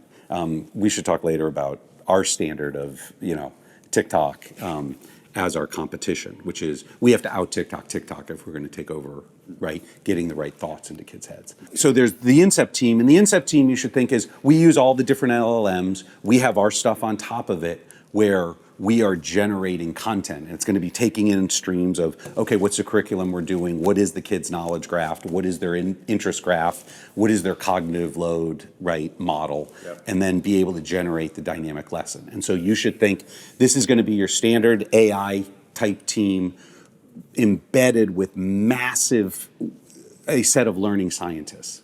So the difference between us and sort of a standard just using a normal LLM to generate content is we have probably the best team of learning scientists who are building this. And that's a critical aspect of it. That's why if you just have, and why I believe all the LLMs that are out and all the educational ones, they're not embedded with learning science, right? They don't follow these principles, right? They don't embed mastery and all these other concepts. And that's why generally when you give them to kids, they just use them to cheat. So you have that side. Yep. Then the second side is you're like, okay, I have this data stream, right? And now it's a video model, right? It's just a vision model. And you're just sitting there saying, how do I optimize this vision model to find what I need? But how it started is literally just humans, right? When you talk about human annotation, just watching videos. So 3 years ago, we would just sit there and have teams of people all night. The kids would finish, and then all night you would just sit and watch the videos and annotate them of, okay, that's what's going wrong here. This is what the kid's doing, all of this. It's like reinforcement learning. And it is. And it's just building out a video model, a reinforcement learning video model of, with human feedback. And the human feedback's not from the kids, it's from people watching it to say, I need to train this up on how kids learn and what is effective learning, what are the anti-patterns, and what do we want to coach for. And so then you take that, and literally the first month back 3 years ago, August, we literally would just take the output of watching the videos, and then the guys would just tell the kids the next day. Fundamentally, that's what you're doing, is you need a vision model where you are sitting there training it on how to have kids learn better, right? How to be more effective, where are the things, and you need, and back to the streams, right? You need this where you're generating content. You need this to see, are they engaging with it, right? And then you need to be saying, am I really moving the standardized test scores? Are the kids really learning this material? You need that whole closed loop to be able to say, okay, yes, we came up with this concept, we generated this material, right? And okay, look, yes, the kids are learning, right? And you can measure that. Can we talk about the third one as the kid sees it? So this is really helpful. I'm glad we're going to a little bit more technical side of things. So we've got Incept, we've got the vision model, and then we've got the feedback mechanism or whatever at the end, the standardized testing. How does the kid feel that? Like in the anonymous parents post about the school, they talked about hitting your minimums and your weekly scores, your daily scores, like things like this. Like the kids seem to have this gamified sense of their own progress. Sure. So what have you learned about presenting that well and using that, like that last closing part of the loop? Sure. So the kids' motivation. So how do you drive kids' motivation? And so at the end of it, you're giving them a measure of how much do you have to do a day and how much do you want to do a day, and so you have a goal setting part where, okay, kids, you can set your goals, right? And this is what I want to achieve. Then from that, you're like, okay, the system can tell you need to do this much. Actually, last year, one of the changes we're making for the year coming up is we do, okay, you finished a lesson, right? And one of the problems is lessons are different lengths, right? Oh, this is you have a 25-minute Pomodoro, and okay, I have two 15-minute lessons. What's a Pomodoro? Pomodoro is a 25-minute segment that the kids do for each subject. So they're going to do math, science, language, reading. Actually, you can do whatever order, but it's 25 minutes. So you basically go into the app and in the morning during the 2-hour session, and you're like, okay, I'm going to spend 25 minutes in math, right? And then the system is going to give you the lessons, right? And you're going to be like, okay, here's the lessons I'm going to do. And I'm going to do them to mastery. So I'm going to do them to the highest standard possible. I have rings, that close that say, like the watch. You did it. It's just like the watch, and it's just like the Apple Watch, where it's going to be like, you did it at the high accuracy, right? If you're doing it with low accuracy, you're not learning, right? You're just guessing and you're screwing around. So you have to have 80% accuracy, right? You did it to mastery, right? You didn't sort of the mass practiced up front where you locked it in. And I spent the time. I did spend the 25 minutes. And then your ring closes, boom, you get it. And the kids, back to gamification, they have to do their 2-hour sessions to unlock their afternoons, right? And so all these privileges come around because you unlock things, right? And so, and when you come into Alpha, actually, your first day, and I'm transferring from standard school, you actually go into what we call standard school, where you literally sit at a desk, right? And it's like you're in standard school. And it's like, okay, your job is to become a 2-hour learner, right? Where you learn the skills so that you can learn in 2 hours instead of 6 hours. And the kids are like, I'm all into this, let me do it. And so they're gonna learn how to engage in the apps, right? How to use them correctly. If I sit and spin in my chair all day, right? I'm not gonna be a 2-hour learner, right? I'm gonna be stuck, right? Then as you achieve, right, back to motivation models, as you show you can be a 2-hour learner, I hit all my rings this week, right? I basically finished my lessons, right? You graduate to be a 2-hour learner, which then unlocks all these different privileges, right? And our guides have different ones at different levels. But, think when you see the alpha pictures where the kids are in a beanbag with their computer, right? Or sitting not sitting at a desk, right? They've unlocked those privileges where they're like, yeah, you know how to be a self-driven learner. You can do it however you want. They're the booths, the booths that we have, they're literally like the phone booths that you see in the Silicon Valley. We have those in our schools, and they're famous in our middle and high school because kids voluntarily go in those, where students learn where do I learn best? And I'll take like my daughter's an example where, we have a communal table where you can all just sit together. If you're a 2-hour learner, you can just sit at the table. My daughter, she's a talker, and she's like, I can't sit at the communal table, right? Because I won't get anything done because I'm just going to sit and talk to my friends. And so she'll say, I'm going to go into one of the booths, right? So I can get it done. And kids, right, they learn this, right? All kids learn, I totally know how to become a learner. And if they have the motivation, i.e. you're giving them their time back, they all do. Those skills where you talk about, do kids have agency, right? And do they own their learning and are they self-driven? That's all part of the system, right? Where you create these 2-hour learners, which are basically, you're creating self-driven learners, which when you think long-term, right, that's a critical life skill that you really want to have. Yeah. But, and then how do you game it? Or what is the gamification? There is all different ones where, guides will have ones where you have individualized goals, you have team goals. Our Brownsville campus, the biggest motivated for the youngest kids is the petting zoo, right? So if the whole level, right, exceeds all their academics for a week, right, and a session, right, they get a petting zoo, right? And that drives, when you talk about motivation, okay, they don't want money. You get, right, the bunny and the petting zoo. Those kids they'd go do 10 hours of homework. Can you talk for the kids that do want money about alpha bucks and what you're doing there? Sure. So we have a whole economy based on, alphas.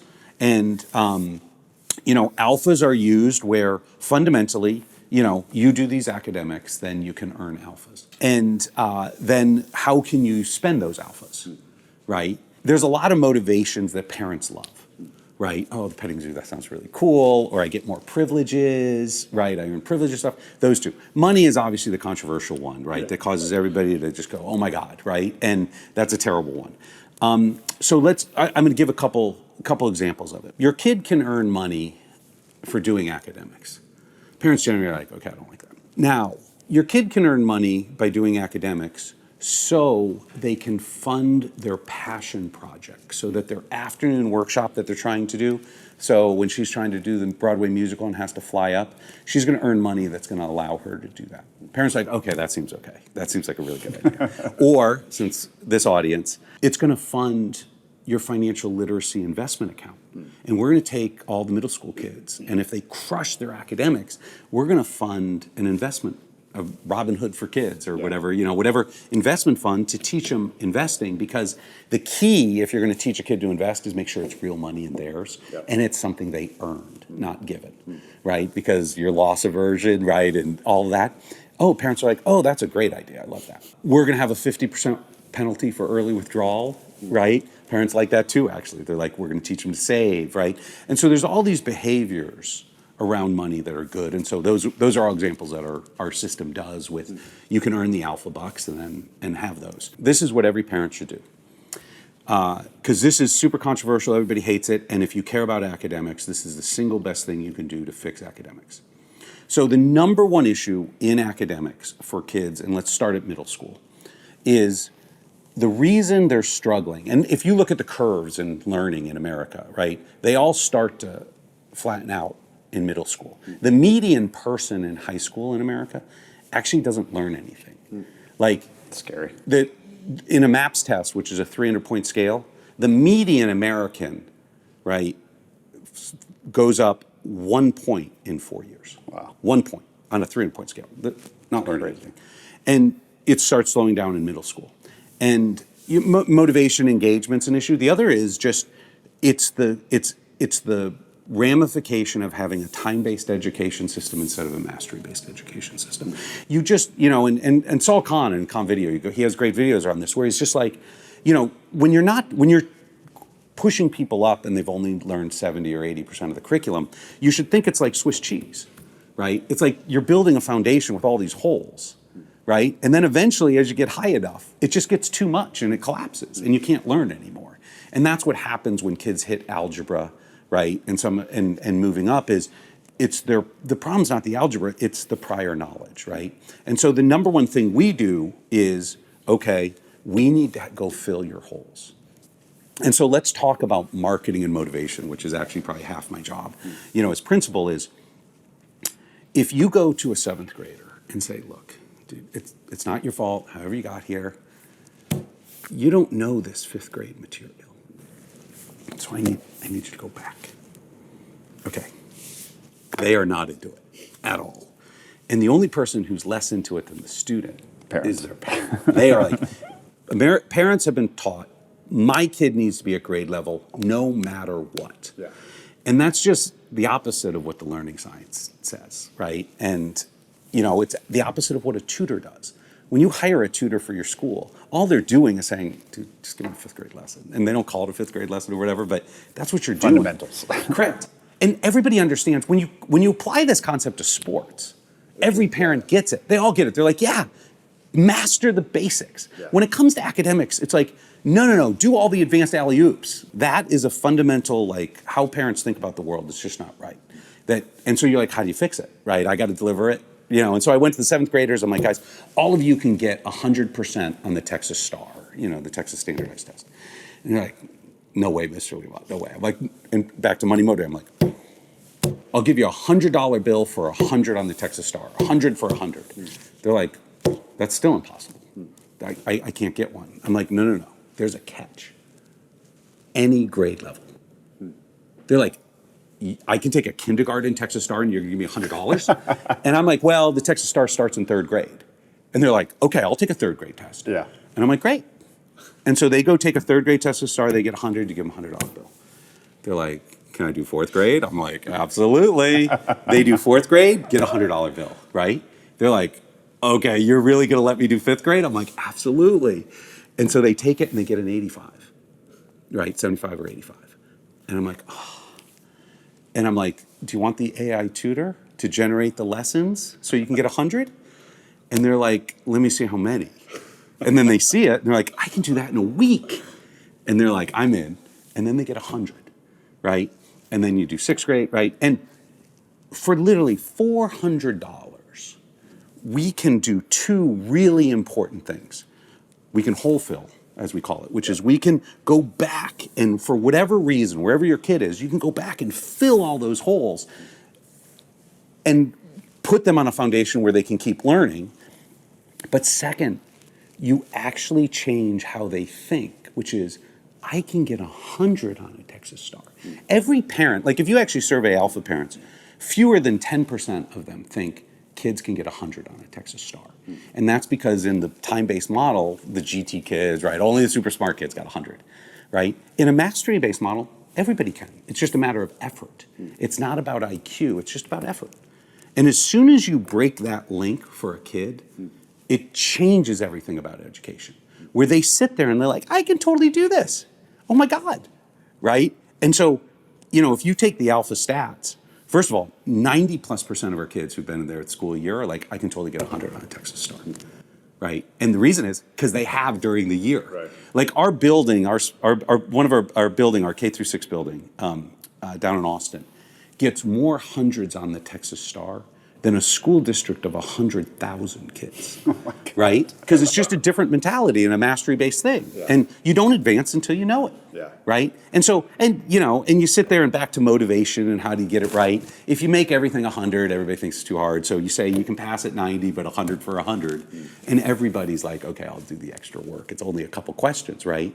Because if they get less than 100, right? The AI tutor's like, here's the ones you missed. Was it careless or did you not know it? And if you didn't know it, you want me to give you the lesson? And so the kids can get to mastery, right? You put in this motivation, this very lightweight motivation. We spend 20 grand a kid in this country across, alphas, 40,000 plus, but we spend plenty of money where for $100 or $400, we could literally change how everybody sees both their capability and how they see themselves. And that's a part that just, back to motivation that really matters is that's a perfect example of using money in order to get people to change how they think about themselves. And a lot of, kids have a view that they have these limits, right? That's what high standards, high support. That's what, guides are doing is they're breaking through it, right? And in academics, right, kids have these hangups, right? Of, look, I can't learn that much. Right, I'm that kid, and my daughter will probably kill me, but I'll use her on this one as an example. So when she got to middle school, right, she got to top 10%, and she's just like, Dad, and her older sister is the academic one, right, of the two. She's like, I'm not like my older sister, right? I'm top 10%. That's good enough. I'm not top 1%. And I was like, the one thing I know about you that you care about more than anything is you love to shop. And so how about $1,000? I bet you $1,000 that you can't get to top 1%. And she's like, oh, right? She's in middle school.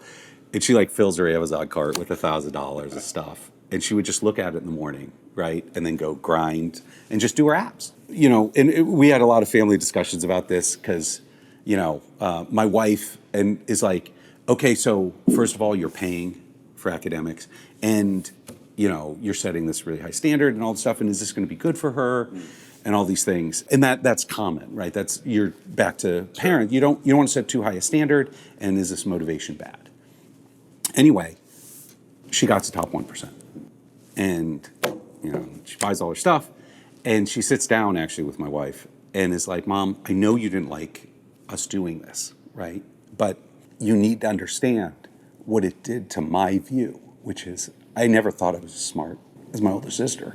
I now realize I can do anything. I'm sure, listening to the story of your daughter, thank you for telling it, every single parent, myself included, is just going to picture their kids' faces in their mind and agree instantly that they would do anything for this moment of unlock, or several of them.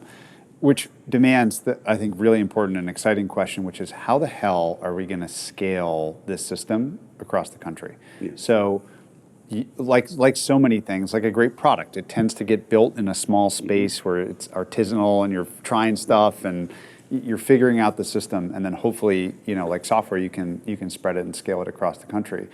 What are the biggest barriers to that being possible? Let's talk on the technology side, Yeah. which because It's not ready yet. And we have a whole team of people who wake up every day Yeah. trying to make it ready to scale broadly, right? And the engine, right, the time back engine, we still have hallucinations, right? It's AI, there's still, and in the alpha environment, an alpha environment's super safe. Yeah. The kids love school, they're all stuff, the high school kids literally, it comes up with some whack job thing, and the kids take a screenshot and send it in, and they're like, AI's acted up today, Yeah. right? And it's fine, right?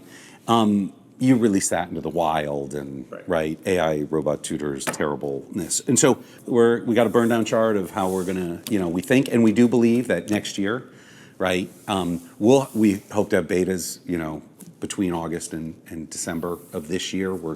This platform will be out, and so the first part is I got to get the technology a little better. Yep. Once that's done, now you get into what are your channels of distribution, right? And so obviously homeschool's like the biggest thing is there's millions of parents who are like, okay, let me do this at home. And so the biggest thing, we have a test with 50 plus homeschoolers.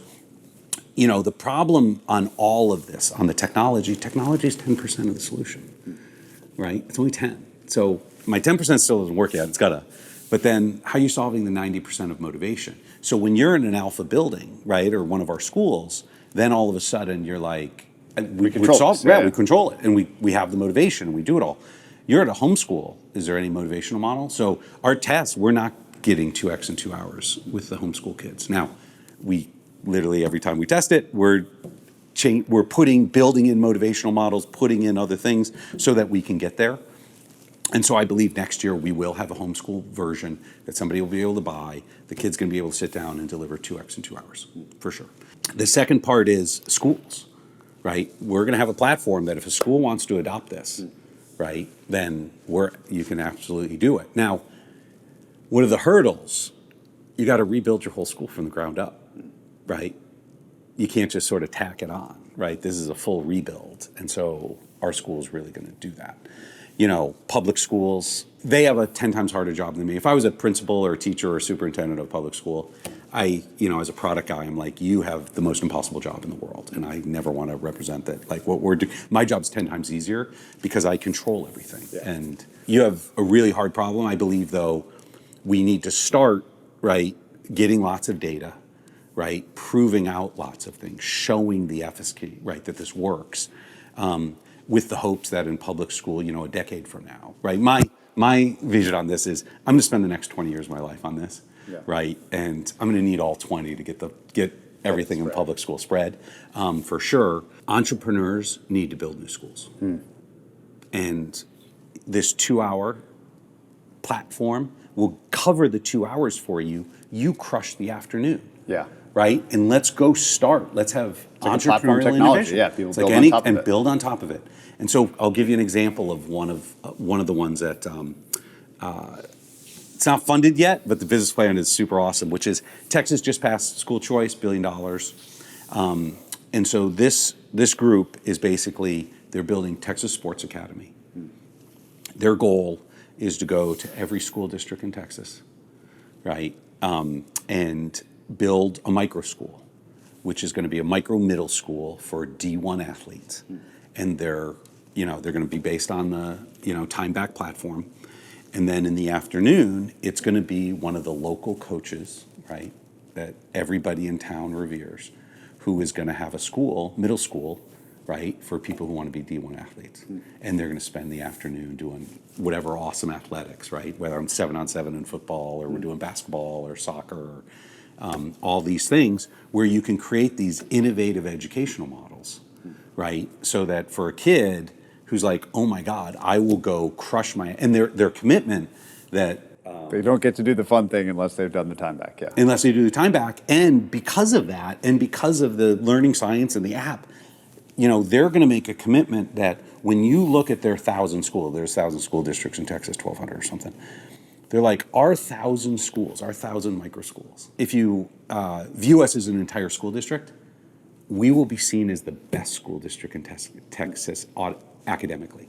Like we will have by far the best academics, right? And tens of thousands of kids will be in these micro schools, right? And their hope is to launch a year from now when the Texas ESA vouchers come due.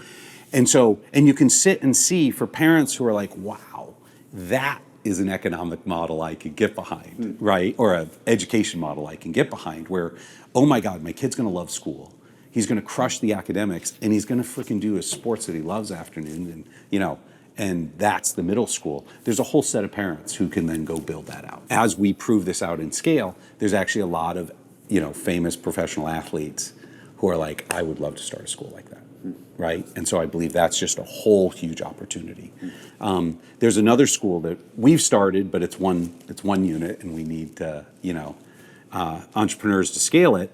Is GT school, gifted and talented school, right? And gifted and talented school, we define as you love academics for academics' sake. Like when you're motivated. The 5 or 10%. Yeah, it's the 5 or 10%. And my oldest daughter is actually like that, right? And she loves it. In high school, she read calculus books for fun, right? And you're like, there is a set of people who just love that. And that's where you're just uncapping. Those kids aren't learning 2x in 2 hours. They're learning 3x, 4x, 5x. I mean, they're just crushing it because they love it. When we get all the guides together, and we're like, okay, how do we juice love of school? How do we make kids, how do we raise it?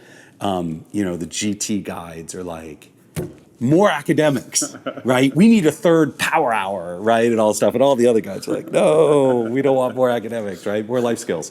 So anyway, but GT, you can just imagine, right? A different program? There should be 500 GT schools around the country, right? Built on the Time Back platform where kids who love that, right, can just, unleash it, right?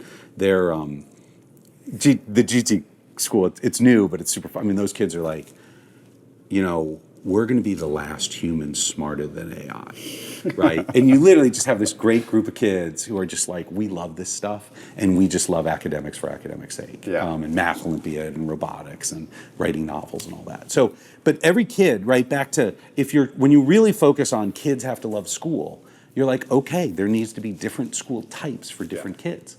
Right? And so this platform, this Time Back platform enables that because you can sit and say, look, the academics are done, right? The coach doesn't need to teach the 7th grade science, right? And the platform does it, right? The app does it. What the coach does needs to motivate, right, the kids and then do the afternoon workshops, right? In this case, they'll be athletic. And so if I think about scaling, there's lots of paths, and they all need to be tried. There's the micro schools, there's entrepreneurs starting schools, there's refitting that probably happens later in the adoption curve from maybe the public schools are the very last in the, that classic adoption curve. But the answer is we just need to go hard at all of these solutions where Time Back and the motivation, the creativity around sources of motivation are thoughtfully paired together. This is one of the tasks that is on my list to do is, the first part is, okay, I got to build this product that makes kids learn 10 times faster. Then the second is, okay, we have to have these schools that are sort of the exemplars that prove the case because no one would believe it. And so Alpha obviously is the flagship, high-end private school model. But there's a third part that we have to show in order to really unleash stuff, and that's a business model, right? The business of education, because, Capitalism enters the chat. Capitalism enters the chat, right? That we need to bring capitalism in here, right? And that's obviously a very controversial, view. And my, view is with Time Back, we have to show here's a platform, but you can build great businesses on this, right? And you have to be able to build great businesses in order to attract great talent. It's a $1 trillion market with no good products. The economics historically, right, of education haven't worked. This completely changes it. I believe we're going to show, we're in the cash burn phase and we're burning sort of hundreds of millions of dollars, building all this stuff out. But, given we're going to have, it's just like anything, which is it's a huge market. And if you have an awesome product, the one element is that I guess I would, if I was talking to an entrepreneur where everybody's like, don't go into education, can't make any money, it's terrible, it's failed, all those things. Great products, right? Parents will absolutely pay for great products. Societies pay for great education, right? The amount, we spend $1 trillion for a relatively bad product right now, right? And so as an entrepreneur, if you look at this, you build a great product, you actually can build, right, great customer base, right? And you can actually It doesn't have to be a money-losing nonprofit that's supported 100% on donations, which is the world today, right? And that's not, you can't sustainably grow. Part of the problem on schooling today is everything has to be nonprofit, right? The organization is nonprofit, and so then you're caught at scaling, right? There are good school system, charter schools out there, where their gating factor is, well, I'm waiting for someone to give me $40 million so I can build a campus. I have a 3,000 person wait list. But, back to my economics, I need someone to donate 40 million versus, okay, well, let's build a really good business model that you can build a business model out of it so you can open up 500 of them because capitalism will provide capital. Let's adopt the ultra skeptic mindset for a second. And as the principal, I know you get to deal with this because you're dealing not only with parents that are at the school, but parents that are considering joining it. If you had to name a thing or two that you struggle with the most personally, not skeptics that you can answer easily, but skeptics that are hard to answer, what are the hardest to answer skeptical points of argument that you come across most often? Well, your best example right now is just we haven't done this at scale. Yeah. Easy for you to say you got all this money. You have infinite money, small, selection effect size, all those kind of things. Yeah. Absolutely. If the viewpoint is, well, there's seedlings of data here, right? Of trying to figure out, wow, look at some of these data points of what we can do and have been able to do, and then figure out how would you scale it. Yeah. But fundamentally, the best example is, okay, you're this really high-end private school, right? And you have massive, you have all these adults, you have all this money around that. The bigger one is, you get into is, the biggest issue. Education is hard because you have to define the product. And your customer bases have very different needs, right? This is why when I talk about public school being impossible, parents do not agree on what the purpose of an education is, right? What a parent wants in education, right, is, right? A big bundle. It's a huge bundle, and they're diametrically opposed. We're having that in Austin on the public school side where we have 3 schools that have failed, the standardized tests, and so they're trying to be shut down. And the kids move to schools where, the superintendent's like, okay, he proposed, we're going to shut them down and move the kids to schools where, the kids do better. And, academically. And there's parents who are like, I don't care about that. I don't care that the school academics is failing it because, my oldest daughter went to that school and the teacher, the 7th grade teacher there is so great. And I know her kids don't really learn math, but she transformed their life. And they're going to pick it and say, I don't want academics. Actually, stepping back, if you had to say back to this problem, one of the things that I did not realize going in is how few parents actually care about academics. Back to product market fit and pivoting and all that stuff as a product side. 3 years ago, I would sit down in the parent meetings and I'd be like, look, if your kid's going to engage in the app, they're going to learn twice as much, 2x learning, right? And I'd just be like, 2x learning, and you'd sit there with the parent, and you're like, look, Johnny's not watching the video, and, if he just watched the video after he misses a question, he learned twice as much. And, the parents are like, look, why are you pressuring him to learn 2x, right? They don't want it. And it took me hundreds of parent meetings to I was slow on the listen to the customer side. And then we switched it to 2-hour learning. And then you're like, same meeting, same parents, same Johnny. And you're like, look, I'm trying to get Johnny out of here in 2 hours, right? But he won't watch the video, right? And he can't do the workshops until he does. And the parents are like, Johnny, why don't you watch the video? Don't you want to do the cool things? And so back to product market fit, figuring out. Positioning matters. Positioning matters, and every parent wants stuff differently. Yeah. If you took, when McKinsey puts her GT families and the sports academy families, and she has a lunch with them, and the parents and talking about it, parents want different things for their kid. The sports academy mom is just like, my kids come out from sports academy and, they're sweating so much, I literally just throw them in the shower fully clothed, and the GT parents are like, what is wrong with you? They're like, well, GT school was having a chess tournament at the end of the day. And when they came home, we just continued the tournament, right? And it's just, parents want different things. Yeah. There's not one size fits all. And we need entrepreneurs who are domain experts in the field. Do you want to do entrepreneurship? Yeah. Right? Build an you want to build an investing high school and, all of that stuff that I believe, if you look, our New York campus, I bet we'll have more financially oriented workshops in the afternoon than our San Francisco one, which is going to have more tech oriented, right? And so anyway, to the whole thing, I believe we need to bring entrepreneurs in, we need to bring capitalism in here, and we need to create all the different parts of school choice so that parents can pick what they love. And there is this enabling technology, when you talk about, do you have something that's 10 times better that can transform an industry? Kids learning 10 times faster and so that they can do it, in 2 hours a day, is that breakthrough product that can do it. And then back to your point, what's the skepticism? It's like, okay, well, we have to prove this, the product's not done. So, right, we got to get it done, we got to scale. And whether it's us or anybody else, the tech behind this is, totally doable. Then the second is, for parents is, okay, now that I can think about it, what do I want my kids to do in the afternoon? And I think the broader question on all this stuff is, and it was, and I believe it's societal level, right? It's when I was talking to the education ministers. I was like, once there's this tablet and it's 2 hours a day, what is your education system going to be? Because it's coming. How do we want our kids to spend their day?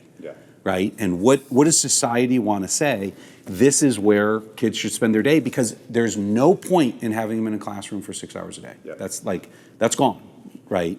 And so, and now you're like, and back to my 3 things that I want every parent to believe, I'm like, we need to make it where kids love school, right? Because they only need 2 hours, they can love school, and then they can be in an environment of high standards and high support, right? And do awesome things and learn life skills, right? That's the vision that I want, and it is hard to execute and, all of those things. But that's that's the next 20 years. No, that's my next 20 years is to do it. And I guess one last to anybody in the audience who's like, maybe I want to do this. I can tell you in the last 3 years, like just career-wise, obviously I had a great career. We'll talk about it in a minute. Made plenty of money and all that stuff. But there's nothing that's more fun and exciting and rewarding than working on education. Like it's the last 3 years in the whole scheme of things is 10 times better. I mean, it's awesome. And so, in recruiting entrepreneurs to the vision and mission and excitement, like totally come aboard. Like we need to go build great businesses, but there's nothing that's more fun and rewarding. And back to the bigger picture, there's nothing more important for society. Can you tell us a little bit about Prodigy and the idea of using games to deliver this? Prodigy, there's a game out there. People have talked about gamified learning forever. We very strongly believe in this. I'm investing a lot of money in this space because when you talk about scale, we have our physical buildings, right? And I got guides and I got an expensive footprint, right? Expensive cost to serve to drive motivation. This engine, right?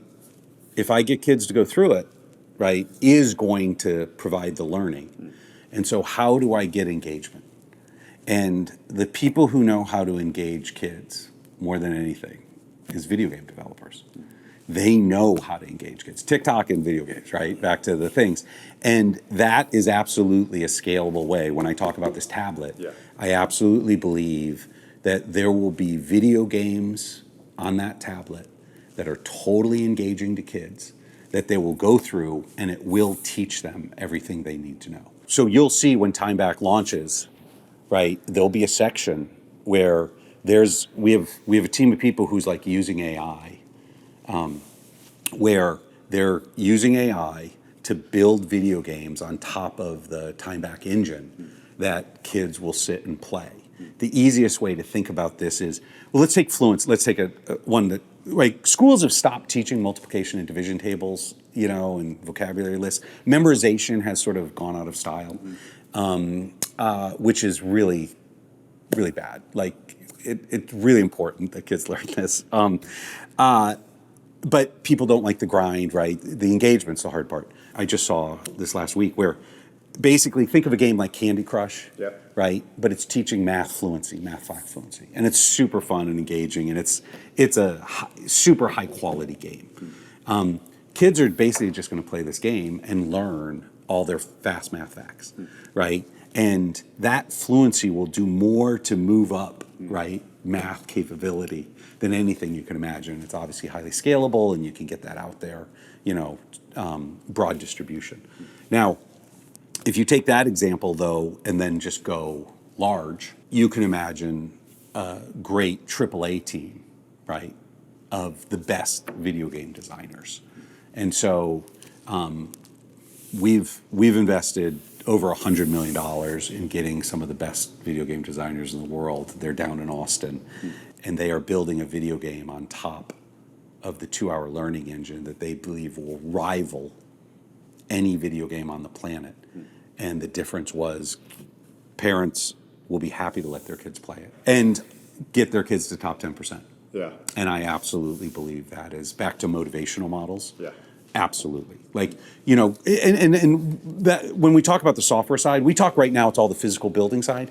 Back to the scale, the time back team is like, okay, I got to get the engine working. 2026 is, how do I take parts of the motivational model that's only been done physically, in person, and get it into the software? Yeah. And so all of a sudden you're like, okay, if these kids just voluntarily play a video game and they're going through it, right? You can imagine. And so, let me give you an example, is I watched, like a test case where, you're asking a kid and you're like, and I'm not a video game person, so maybe I'm going to get the wording wrong.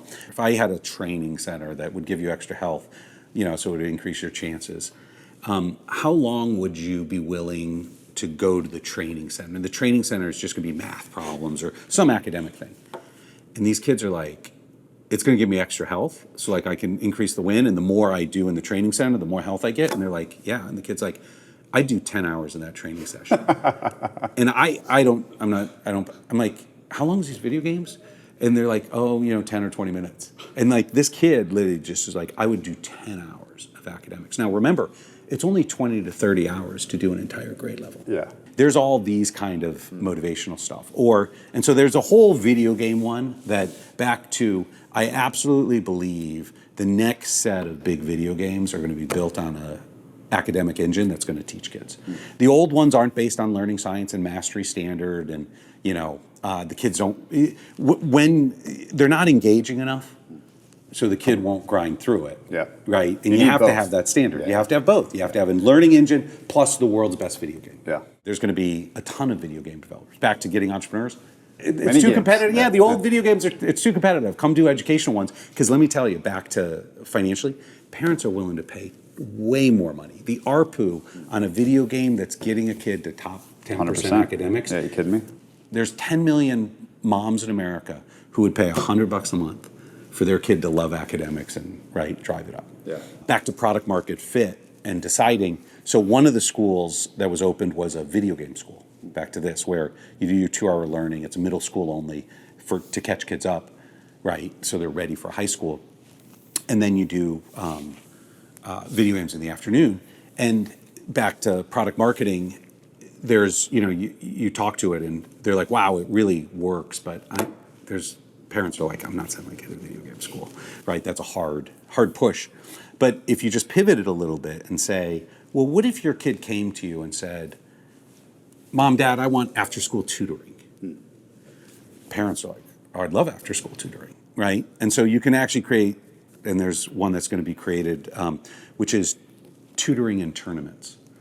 So after school, you're going to have tournament games, right? Video game tournaments. So you do your 1 hour in the app, and then you get an hour of tournament gaming time. And we're actually working with some of the big streamers and video game players who are going to host these big events. And you sort of compare the problem today where parents have to go push their kid for Kumon and, do all that. And the kids hate it, and it's all this, point of confrontation, versus kids coming and back to kids must love school. Yeah. You could totally build an environment where they love it and they're like, yes, I'm going to go crank the app, especially because it's going to give me extra health in the video game that I'm going to go play. I'm going to play in this huge stream with all these other kids. Right, you can build those solutions. It's so exciting for me. We've talked before about this, but this conversation really made it click for me how much time back is sort of like an enabling platform technology. That if you get that 3-part engine right in the software, which you're working on, and is a tractable problem, like 1,000 flowers can bloom on top of it. And that makes me wonder, like, we spent all this time talking about Alpha School. I would love to just hear a little bit about you and your background. There's not a lot about you in the world. Like most of the press that exists about you is from the 90s. You know, at one point you were the youngest self-made Forbes 400 member or whatever, and then you sort of went into the wilderness. I don't know, you disappeared. So tell us like your life story. I would just love to hear your personal background, and then we'll dip into a couple topic areas. I grew up, in a business-oriented environment. My dad worked for GE. I was learning what gross margin was, and when I'm 12 years old, and things like that. Back to my schooling, I didn't like school. I'd get in trouble. I almost, suspended and kicked out of high school. Didn't graduate college because I'm like, I can't sit here. I can't sit through these classes. Now, one of the things that's really important is academics is one piece of a very, complex bundle. And like Stanford is an awesome school, even if you don't like the lectures, right? Because everything else around it. Like when I was at Stanford, it's like, oh, Steve Jobs is talking. One of my best friends, Julie Zelinsky, she's like, oh, I'm going to go work at Next with Steve Jobs and learn all this stuff. And Bill Gates comes down or Scott McNealy, and you sit and you learn, from all, whether it's your classmates or just the environment in general. All this awesomeness. And so it's important in education to understand it's a complex bundle, not just, who does the best academically, even at a school like Stanford. My daughter's there, and now as a freshman, and she's like, I am going to start skipping class. She hasn't had a teacher in 10 years. Yeah. Right? She hasn't had a teacher in 10 years. And she is like the one who loves academics. And she always was like, looked down on me, like, you would skip classes, Dad, because she's very much that rule follower. And then now that she's there, she's like, oh, wow, like, Math Academy is a way better math app than my math lecture, and I'll just use that. But she loves Stanford and everything else around it. So school's a bundle, and I dropped out and I started Trilogy. And, in the 90s, we were, Trilogy started in 89. So we started officially in 89. I would have been class of 90 if I'd stayed and graduated. It was, we were the rocket ship in the 90s. What was Trilogy at its inception? The core product we built, it's an AI product, right? An expert system, one of the core products of an expert system back then was a configurator, which is putting together, right? Or if you go to a Dell website or a car website and you do a configuration, now imagine it for a phone switch or a Boeing airplane, right? Or medical equipment, right? Things that are mainframes, things that are super complicated where you have millions and millions of combinatorics. And if you sell it wrong, you only find it out on the manufacturing floor, and then it costs you millions of dollars to fix. And so basically what our system would do was it was called Sales Builder.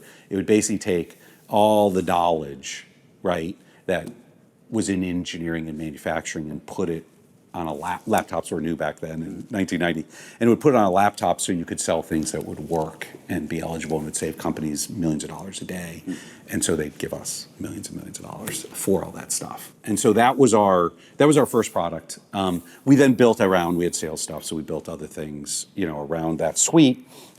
And then after 2000, we started buying companies, not just build. So the 90s were all organic builds. And then, 2000 was let's acquire software companies. And that's ESW chapter. And ESW, and that's continued right through it. And it's, it's a private company down in Austin, generates lots of cash flow. It's why you can take $1 billion and say, I'm going to go spend it on education. 3 years ago, I went to my team who'd been with me for 25 years. And I was like, you've been telling me for 25 years that you could run this company better than me. Let's see, right? Good luck. I'm going to go be a principal, right? And I said, and by the way, I'm taking $1 billion so I can, figure out and get that going. And so now I turned from, boss to shareholder. And literally, I'm like the worst shareholder now in the world. I feel so sorry for him because I'm like, guys, I need all this capital. Like, I need more cash. We're, this expansion that McKinsey wants to do, right? It's going to take $300 million. So she has to raise money or we're going to have to give it to her. So like, generate more cash flow, guys. And, all these software companies you got to figure out how to be more capital light, right? Which to their credit, and I will give them a call out, like, I think on Bill Gurley's, Bill Gurley, by the way, lives right next to our high school. He said on his last one, I'd really love to see a private equity firm that is taking advantage of the 1,000 dead unicorns, yeah. right? And that very much is That's what you do. That is what Trilogy and ESW, the team, is doing. Is, there's all these SaaS companies, right, who loaded on a ton of debt, right, in a growth play, and they're gone. Yeah. And so basically their equities is zero, and they're being handed back to the private credit guys. And the private credit guys are like, what do you want me to do with this, right? And so back to after when I put the pressure on them of, I'm gonna suck a ton of capital out of you guys and cash flow out of you guys. They're like, how do we become capital light? So they're actually, and they've signed a few of these deals already, and we'll see if it really takes off. But they're going to all the private credit guys and say, we'll handle the software. We'll say, we'll take this whole company, give us this company for $1, and we'll split the cash flows. ESW and Trilogy is known as being like the best operators in the space, right? They can generate more cash than anybody else. And so, some of the big names are like, they've sold them a few companies, basically for $1. And they're going to split the cash flows and see how they go. But the point is, there's $20 billion of those companies sort of out there on the books. And I'm good luck, guys. Freaking go do, crush that for me, because I'll take the cash flows. If you think about the lessons especially from ESW, I'll talk about Trilogy too. Yeah. I'm always interested in software, how incredibly hard it is to build software that anyone cares about, pays for, and uses. And then how surprisingly efficiently they can be run once you've achieved product market fit. Mm-hmm. So if you take like the Elon example, that every time I talk to a software CEO in private, they'd be like, can you believe this guy cut 70 or 80% of the jobs, and things seem totally fine. Yeah. That there is just a massive efficiency gain in software systems that are at maturity or past product market fit, and that ESW fundamentally was about how do I take something that's working but wildly inefficiently run and make it massively more efficient and therefore more cash flow generative? Is that like a fair summary? Yeah, growth is expensive. Yeah. A way to do it is, if you're trying to be a hyper growth company, your cost structure, right, and your culture, it's just very expensive. Yeah. And when you say, okay, I don't need that kind of growth, right, that's why everything becomes that much cheaper. I guess there's two dimensions, because the Elon example brings it. First, just growth, right? And so back to these deals, right, you're the private credit guy. The management team of that failed unicorn have been spending hundreds of millions of dollars to, be worth billions and billions. And that's their culture and attitude. And if you go in and be like, dude, you're wasting some money here. Yeah. They're like, what are you talking about, right? We have built a culture around all of this. And if I change it, I'll lose all the employees. And so when you go in, you have to be able to say, we don't care if you lose the employees. We don't care if they go, like to Elon Musk. Elon's firing them, but you fundamentally have to be like, my team can run this company. Yeah. Right. And that's back to Trilogy and ESW, is just their capability is they're like, yeah, we can run this. Right. And so, that old team that wants growth, they should go on, right? Companies have life cycles, and you're like, you guys are the growth team. You should go get your next growth. There's an AI startup that you could go raise a ton of money for and go do your growth playbook. But this particular company, that wherever it is, right, it's not a growth play anymore, and so you should run it not like a growth play, right? And so yes, Trilogy and ESW is very good at that, and you can generate tons of cash flow on it. If you had to name the three things that are most responsible for, okay, you get a new business at ESW, either for $1 or for more than $1. $1 sounds like a good deal. Yeah. And then, a year later or however long it takes, it's now way more profitable than it was before. Yeah. What are typically the 1, 2, or 3 things that you're doing to make that possible? The number one is, growth versus installed base, is the way to think about it. In a growth company, you care about the new customers, and that's all you care about. And in an installed base company, you care about your existing customers. And so literally, so our team, when they buy a company, the first thing they do is they call all the customers, every single one. And you'll be shocked at these multi-million-dollar customers. You're like, wow, it's the first time I've gotten a phone call from this company. Because management on a growth company, it's not. It's all on the prospects. And you're like, hey, customer success, right? The mantra at Trilogy and ESW is customer success. Hey, what do we have to do to make you successful? And, why don't we set up, quarterly calls where you tell us if we're making you successful and what are the joint metrics? And they're like, wow, this is the first time anybody said that, right? And when you do that, right, all of a sudden you get retention, right? And so retention of the installed base. Yeah. And that's actually how you grow the installed base is, they're going to sit there and tell you what they want and how to do it. And sometimes you can do it, sometimes there's upsell opportunities and all of that as well, where you're like, great, I'm solving the customer's problem, and that is actually leading to more. But you have to sit there and you have to look at your installed base and be like, this is it. Like, You don't get more. I don't get more. And so I really need to treat these guys really well.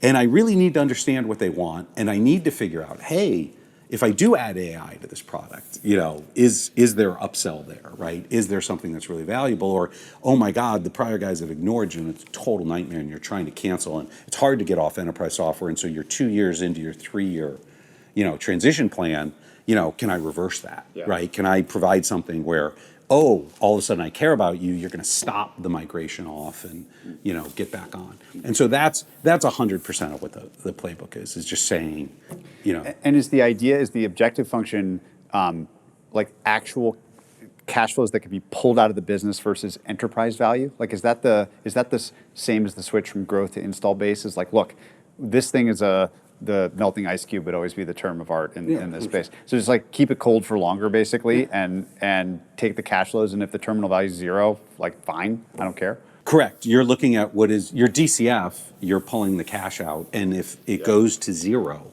right? There's built to last. Yeah. There's a cycle in a company where it's built to die. Yeah.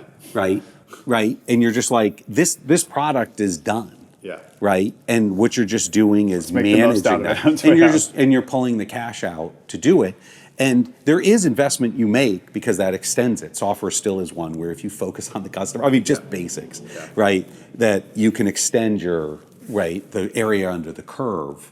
Absolutely. And then you get some nice things like, an AI uplift and, things like that allow you to do it. What was the transition like for you going from this like extremely young, extremely successful person that's on the cover of magazines and stuff like this in the 90s to choosing a much more private, quieter existence? So that was done basically because I got married. Yeah. So like in the 90s, right? Crazy Trilogy, super awesome, right? We're on all the covers. We're growth. 100% growth. It's totally awesome. And then, it's actually my last podcast was 20 years ago. And coincidentally, 20 years ago, I got married. And so I just decided I wanted a different path, for the family and the kids and what it was. That was a different stage. So, and now, and the why I'm here is, my growth. My youngest is now going to be, she's a senior. Yep. Right. And so she's like, okay, back to trying to give your kids as normal a world as you can. I just felt that being, under the radar and more private was better. Yeah. Now, as I look forward to my future, I'm like, I got 20 years and, I need to be out there because we have to educate parents. Like, the phase that I'm in very much is, we talk about two things. We talk about how, our schools, we educate kids, and time back, we educate kids. Our marketing department's slogan is, we educate parents, right? Because parents' view of education, it's 200 years of all this old stuff, right? And they just think things that aren't true, right? It's not true anymore. And so, educating parents about, what is possible. And so that's sort of my new role is I have to go out and do that. What lessons did you learn from Trilogy University? I think it's so interesting that used to exist back in the Trilogy days, and now here we are again. Tell us what that was and what you learned from it. So we started, in Silicon Valley, dropped out of Stanford, literally living in the garage, we couldn't raise venture capital. It was different back then. We couldn't raise venture capital. We thought our ideas were terrible. One of our co-founders was like, if I'm going to be poor and have no money and live in a garage, I'm going to do it in Austin, Texas, because it's way cheaper than Palo Alto. And so he moved to Austin. And so we all followed him. He was our best engineer developer guy, the visionary behind the engine itself. The problem with Austin, Texas in 1992, when we moved there, is there were very few software engineers, right? And so what we had to do was build basically the software group down there. And so what we did is we basically went to all the best schools in the country, and we hired 2,000 Ivy League grads, Stanford, MIT, Princeton, wherever, and brought them to Austin.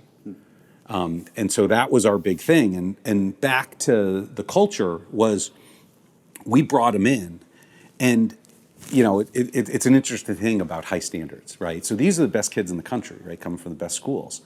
And we're like, if you come down to Austin, we're going to put you in Trilogy University, and this will be the hardest 100 days you've ever done. You are going to work 100-hour weeks, right? It's going to be 8 a.m. to midnight, and we are going to build the most awesome products. And it's going to be the hardest thing you did, but it's going to be great, right? And that was why we were able to recruit everybody, was because of the high standards, right? And it was actually interesting, Microsoft at the time, our claim to fame was, we got all the best students. At the time, I think Microsoft, sort of the peak of their power in 97, 98, 90% of students would go to Microsoft versus any competing company. And against Trilogy, it was like Microsoft only got 30% and we won 70, right? And, and part of it, the reason is because we made it harder, right? Where kids want to do awesome stuff, right? And graduates want to do awesome stuff. And you don't want to give them a cush job or all this stuff. You want to put them on the hardest problems where they can work like crazy and do it. And so that was Trilogy University, which that ethos, right, is, we continue it today. There's a program that's in Austin that's running right now called Gauntlet AI, because they're trying to figure out about AI and training, where they're bringing down 100 people into Austin. So they basically scour the world, basically looking for the top 1 or 2% kids, right? And these are 20-somethings. And they're bringing them down to Austin. And they're doing 100 days of 100-hour weeks to learn AI, to build apps with AI, and retool your whole career to be like, okay, what am I going to be in the future? And they have it set up where it's actually free for people to go through this. And then if you make it through, and there's like a 50+% washout rate, but they then get a $200,000 job, because there are all these companies just lining up for being like, oh my God, these people just worked 100 hours a week. They're leading edge AI. Oh, I can't wait to hire them. And so it's a unique thing where when it started, people were like, no one's going to go sign up to do that. Yeah. But if you actually talk to the Gauntlet grads, they're like, this transformed my life. This is the best, 10 weeks, 100-hour weeks I've ever done.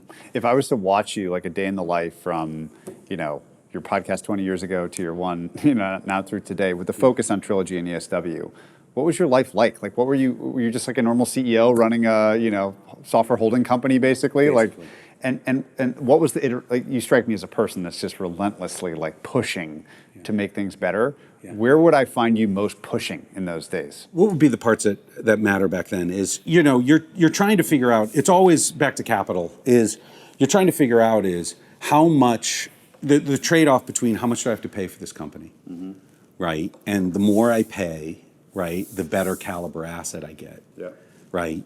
Versus, okay, what's the cash flow I can generate out of it? And then what are the things that generate the cash flow? And so first you're like, okay, what are the innovations we can make about customer interaction and delivering customer success? And, how do we innovate there? The second part is, okay, how do we take this code base and old code base, and how do we make the product better, right? And how do we make sure that we're being able to take these and revitalize them, right? And how do we do that? How do I go get people who care about this? And how do I find them? And so it's just looking at, what are the parts of the company that drive your returns, right? And fundamentally back to systems, you're like, you have to have these scalable systems. We've bought over 100 companies. So anything we're doing, right, you have to be able to say, okay, can I apply this to 100 companies? If you had a fresh $1 billion with a new young version of yourself in a new, LLC wrapper or something, or C Corp wrapper, and you wanted to invest it in software, how much worse do you think the returns that you would earn in the next 20 years would be from that, applying a similar playbook to what you applied, versus the last 20 years? Like, how much worse is the future of software? It's two parts, and when we talk about SaaS versus AI driven, the SaaS stuff's going to be way worse. Just pure transactional SaaS, I believe, is just going to be dramatically worse than the big, the big winners. The AI native ones, so if you take, and it depends on whether you call AI part of SaaS, AI native companies, Yeah. and call them software companies or whatever, AI native companies are going to be worth more than any SaaS company ever has been. And so Because they can just do so much more for the customer. yeah, it's just your breadth of what you get to do. You could change fundamentally how the business works, right? Well, take education, right? You literally are like, okay, kids could learn 10 times faster.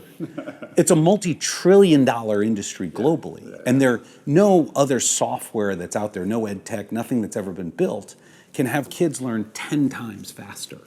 And you're like, okay, I have to build a really good product and now kids can learn 10 times faster. The value that it will drive to the economy is just going to be huge. Can you tell me what you've learned from Jim Abel? He was my head of HR. He came from old school. He was from Bristol Myers, I think I hired him. And this is in the early 2000s. And Jim Abel was one of the most influential guys, in my career for me. He was awesome.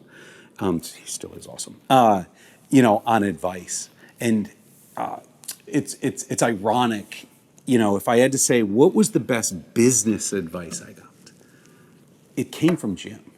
And the reason was because Jim, first of all, software businesses are HR, right? They are HR businesses. And it's your biggest cost structure. It's your biggest leverage of getting return. It's all that matters, right? And he was an awesome HR guy. And, I was a terrible HR person, still am. And he would just sit there and be like, let me explain how you can get, why you're like the world's worst boss or manager or however, whatever category you wanted. He did more to help educate me, and grow me than anybody. We could sit and I could give you 20 stories. Give me one or two. Give you one? Okay, here's the first one I remember. So he comes in and, we're doing our annual meeting and I used to write a strategy doc and it'd be like 20 pages. Like, here's our, Trilogy strategy, here we go. And we get them in, there's, 1,500 people in a big room and I'm gonna get up and we're gonna talk this strategy. And Jim was like, what are you doing? This is the dumbest thing ever. Here's what you got, Joe. You're allowed 3 lines, 3 words each. And you need to distill your strategy down to that. Because 20-page strategy documents, those are useless. And I remember sitting there and I was talking to somebody, and I was just like, God, does Jim understand we hire all these guys from the Ivy League? Like, everybody can read a 20-page strategy document and this, slogans, right? I'm like, I'd be embarrassed to get up and sloganeer my way through with, this super, super high end. And he's like, Joe, smart person disease. You have smart person disease. You need to craft your message and make it simple and clear. Yeah.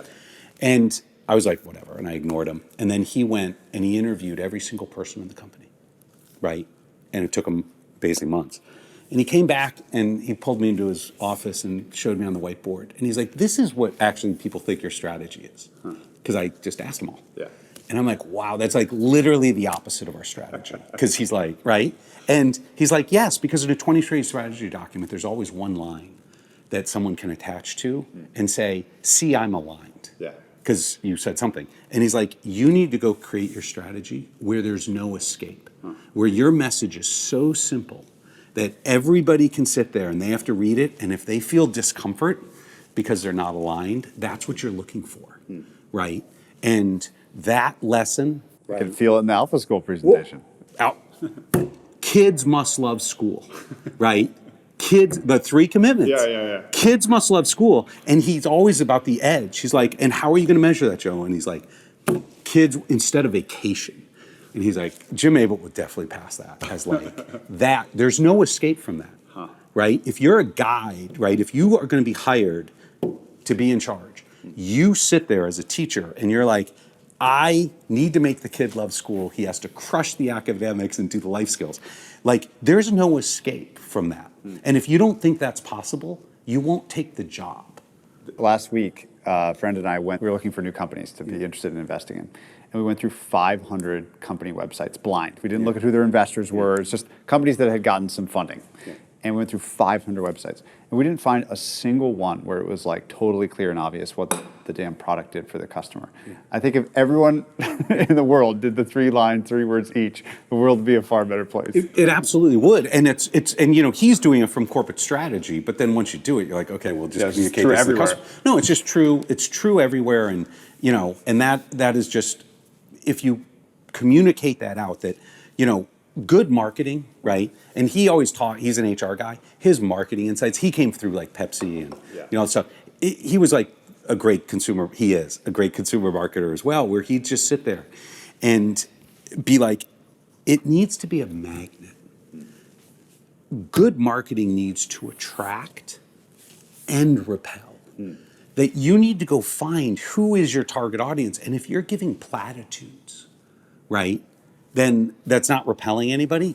That's terrible marketing. And he's like, that's terrible vision for a company. He's like, he'd look at most, what are the 5 things? And, he's like, if someone won't say the opposite, it shouldn't be on the list, because then it's a platitude. So he's like, a controversial one when we were back then was integrity, right? Because everybody has integrity on it. Because of course you want that. He's like, it's a waste word. He's like, because no one's going to put on their corporate core values.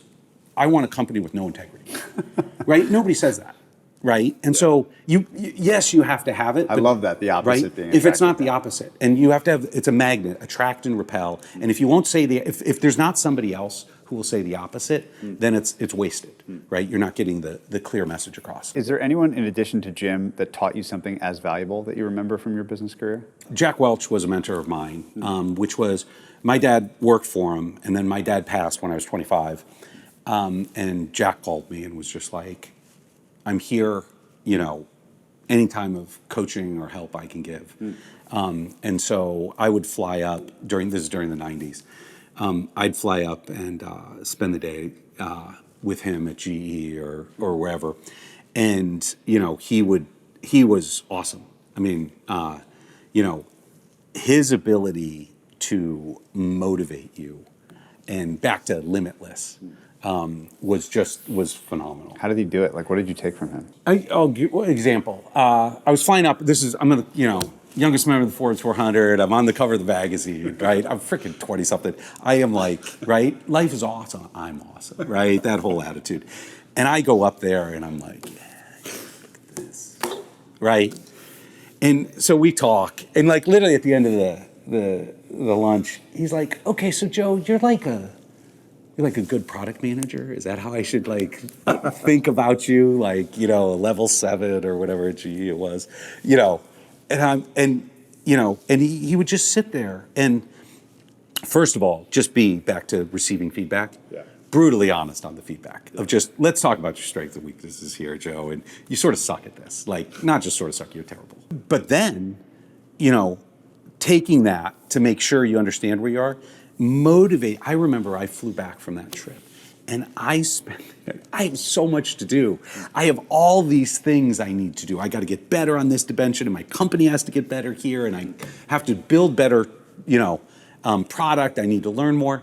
Like, he'd inspire you to just incredible greatness with the highest standards, possible around it. And, I'll give you one more related. GE Medical had bought one of our products in 1997. And I was up talking to him. He's like, yeah, Med doesn't like your product. And I was like, I don't know if you know, it just won e-commerce product of the year. Like in the year of e-commerce in 97. It freaking won e-commerce product of the year. Jack's like, Joe, I don't care if it comes from heaven above. If General Electric doesn't get a return on its investment, your product sucks, you suck, your company sucks. Like, no. And, and you're just like, you go from, oh my God, I won product of the year, to he's making a really good point about return. And, he's like, you want to sell to big companies, you have to, and literally that helped us, create our customer success and how we could, show return, that we wouldn't just be a product company, but we could show value to the customers. And so, that was what he definitely did. I love that. I'm curious about your motivation. Like, we talked so much about other people's motivation. Mm-hmm. What is the through line of all your hard work? One of the things that comes up a lot when you ask people that know you, I think, decently well, they'll say some version of this, which is like, Joe's like nine tenths like just a really nice high energy normal guy, and then he's 1/10 like business killer psycho. And I'm curious about that 10% of you, and like maybe for you to describe it if that resonates with you or not, and if so, where it comes from. I'm just a normal guy with this extreme. You should ask my daughters; they probably would have a good view on that. But there is an element of pushing the limit, right? Is where you get all the alpha, right? That's where you get all the benefit.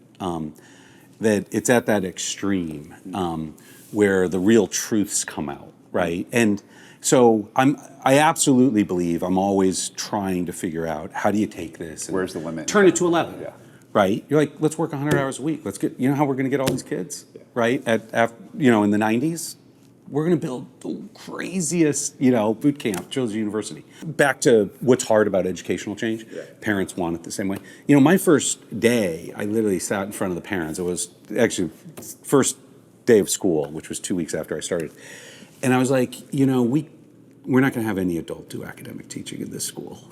There's like hundreds of parents who are just like, this dude's a whack job, right? And what, right, and all this stuff. And I appreciate all of those who stayed to us. Some did rage quit, obviously, and totally understandably. That, to me, I'm like, yeah, well, this is how we're going to make it work, and it's going to be fine. And of course, there's not going to be teachers doing academic teaching because this can do it better.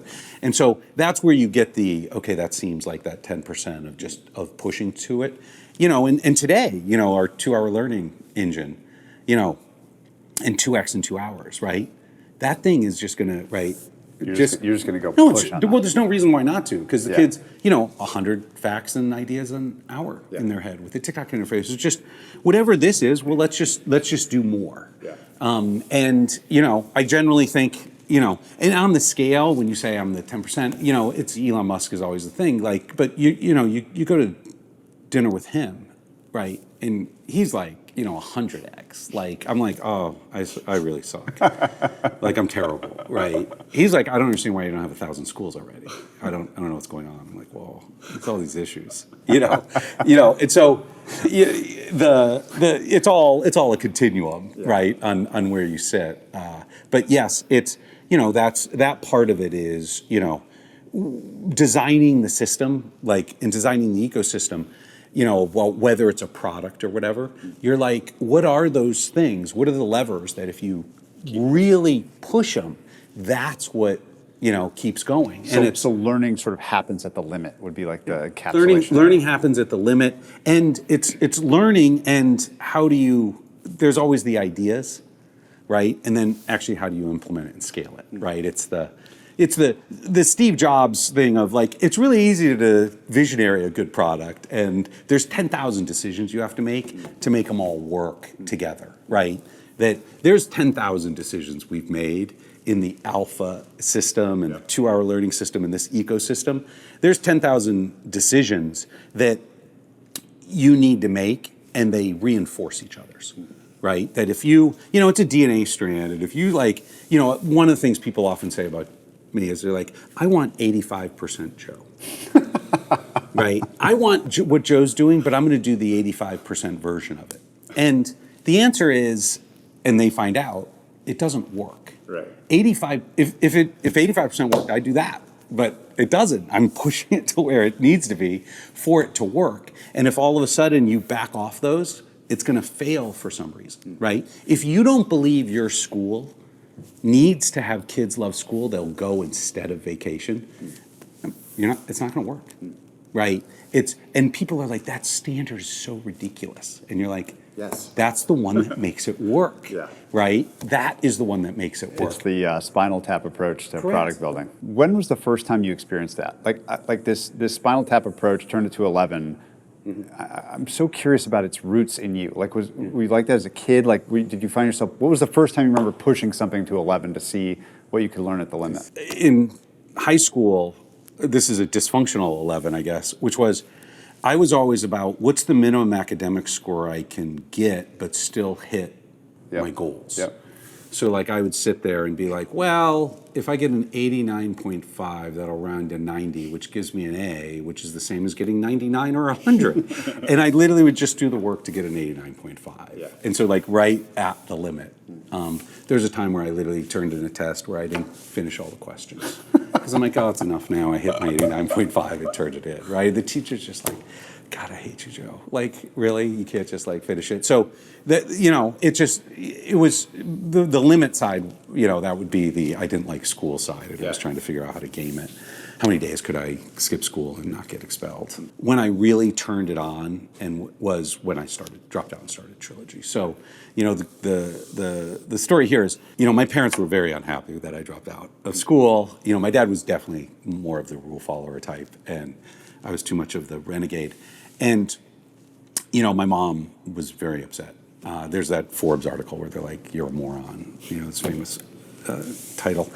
But, this was a little over a year after I'd started Trilogy, and I was with my dad. My dad was like, I know I didn't like you. I'm so excited that you started Trilogy because I was so worried that you were a lazy little shit.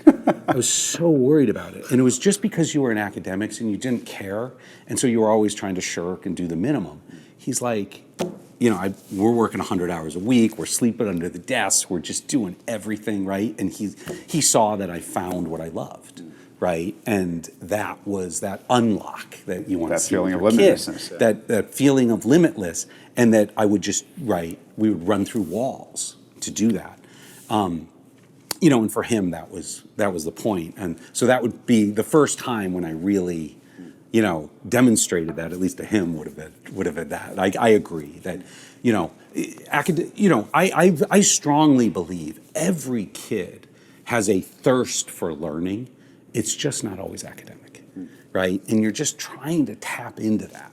And for me, it became starting a business and learning everything about it. And, I was one of the world's expert in configuration. I can't tell you why, but it was a means to an end. I wouldn't have just done, I'd sit in the Stanford Comp CS library, back then you had to read papers, and all that stuff. It was finding that unlock. And then once I did it, you're like, it brings the energy and excitement to it. What was the switch over from Trilogy to ESW? What was the first time that new unlock happened? Yeah, there really wasn't. It was a continue. Like, to me, it's all like Trilogy. There was a name issue. There's a corporate legal entity, but it's all the same Trilogy. Yeah. And so there really wasn't, which was we bought a couple companies, and we're like, oh, we really are good operators. Yeah. Right? We're like, oh, we actually run these companies really run. Yeah. Oh, wow. Look at this. And, we bought a company and we made, 10 times our investment on it. You're like, oh, wow, this is cool. Yeah, this is really cool. It's so interesting, the limitless thing, maybe it's a nice place to start to wrap up, is that the same person I mentioned earlier, my friend, whose name is Graham Duncan, he has this idea, who had the teenager selling the sweatshirts that would be so motivated by it, an amazing kid. He has this notion of trying to get people into positive feedback loops. Mm-hmm. And it strikes me that is what you are doing now with your time and your money and your attention. I haven't quoted numbers, but it's an enormous amount of your own personal money that you're putting behind this. And it's pretty amazing for me as a dad, and I'm sure for everyone listening with kids, to think about your time and your energy and your money, that basically what you're doing is putting kids into positive feedback loops where they can feel that feeling of limitlessness, which for anyone that's felt that knows, you don't have to talk to them about it, they know that is the biggest unlock of their lives. And so I'm very thankful that you're doing what you're doing. I think it's one of the coolest projects happening in America that people are just starting to learn about. Hopefully now a lot more will learn about. I think my traditional closing question. What is the kindest thing that anyone's ever done for you? I've had so many, right? Kindness is, my wife runs a kindness campaign around all this stuff. And the kind world that we live in is just, when you look at the kids at the school, and you just sit there and say, when I wake up every day, the kids who are in the schools, right, we are like forging new ground, right? This is a startup school. And there's all these kids who buy in and are like, we are part of it. And to a large extent, they're putting their faith in the adults, and that includes obviously me, to be like, this seems really crazy, right? This seems, very different. But I'm all in and I buy in. That's the part that for me, I'm just like, at the end of the day, it all comes back to the kids and their buy-in around this stuff and their willingness to be part of it. Is the thing when I think of gratitude and kindness, that's the core that makes this all happen. And that's where my appreciation goes, like immense amounts to all of them. And there's a few of them who are watching this, who are going to be like, it's time to receive feedback, Mr. Liemandt. Here is my critical yet constructive feedback, right? Alex or Tatum or Ella is going to, do that. And that's the part of this whole thing when you think about, and to your point, there's nothing more important for a society than to raise its kids. Yeah. We have an opportunity because of things that have been invented and where we are in the world to totally make it awesome, right, for the kids. And there is nothing, not just more valuable, there is nothing more rewarding, right? And so to the point of, if I can assemble the dads and the moms who wake up every day and are like, I want this change for the kids, right? We have the opportunity, we need to, get all together and make this available to a billion plus kids, around the world. And I'm in, right? I'm in for the next decade, 2 decades, 20 years. I'm putting in the first billion, right? Transforming this is going to require more than that. It's $1 trillion a year, right? It's going to require more than that, but there's nothing more important than all of us to work on it. Joe, this is unbelievably fun for me. Thank you so much for breaking your 20-year streak with us here. Can't wait for everyone to hear. Thanks so much for your time. Thank you.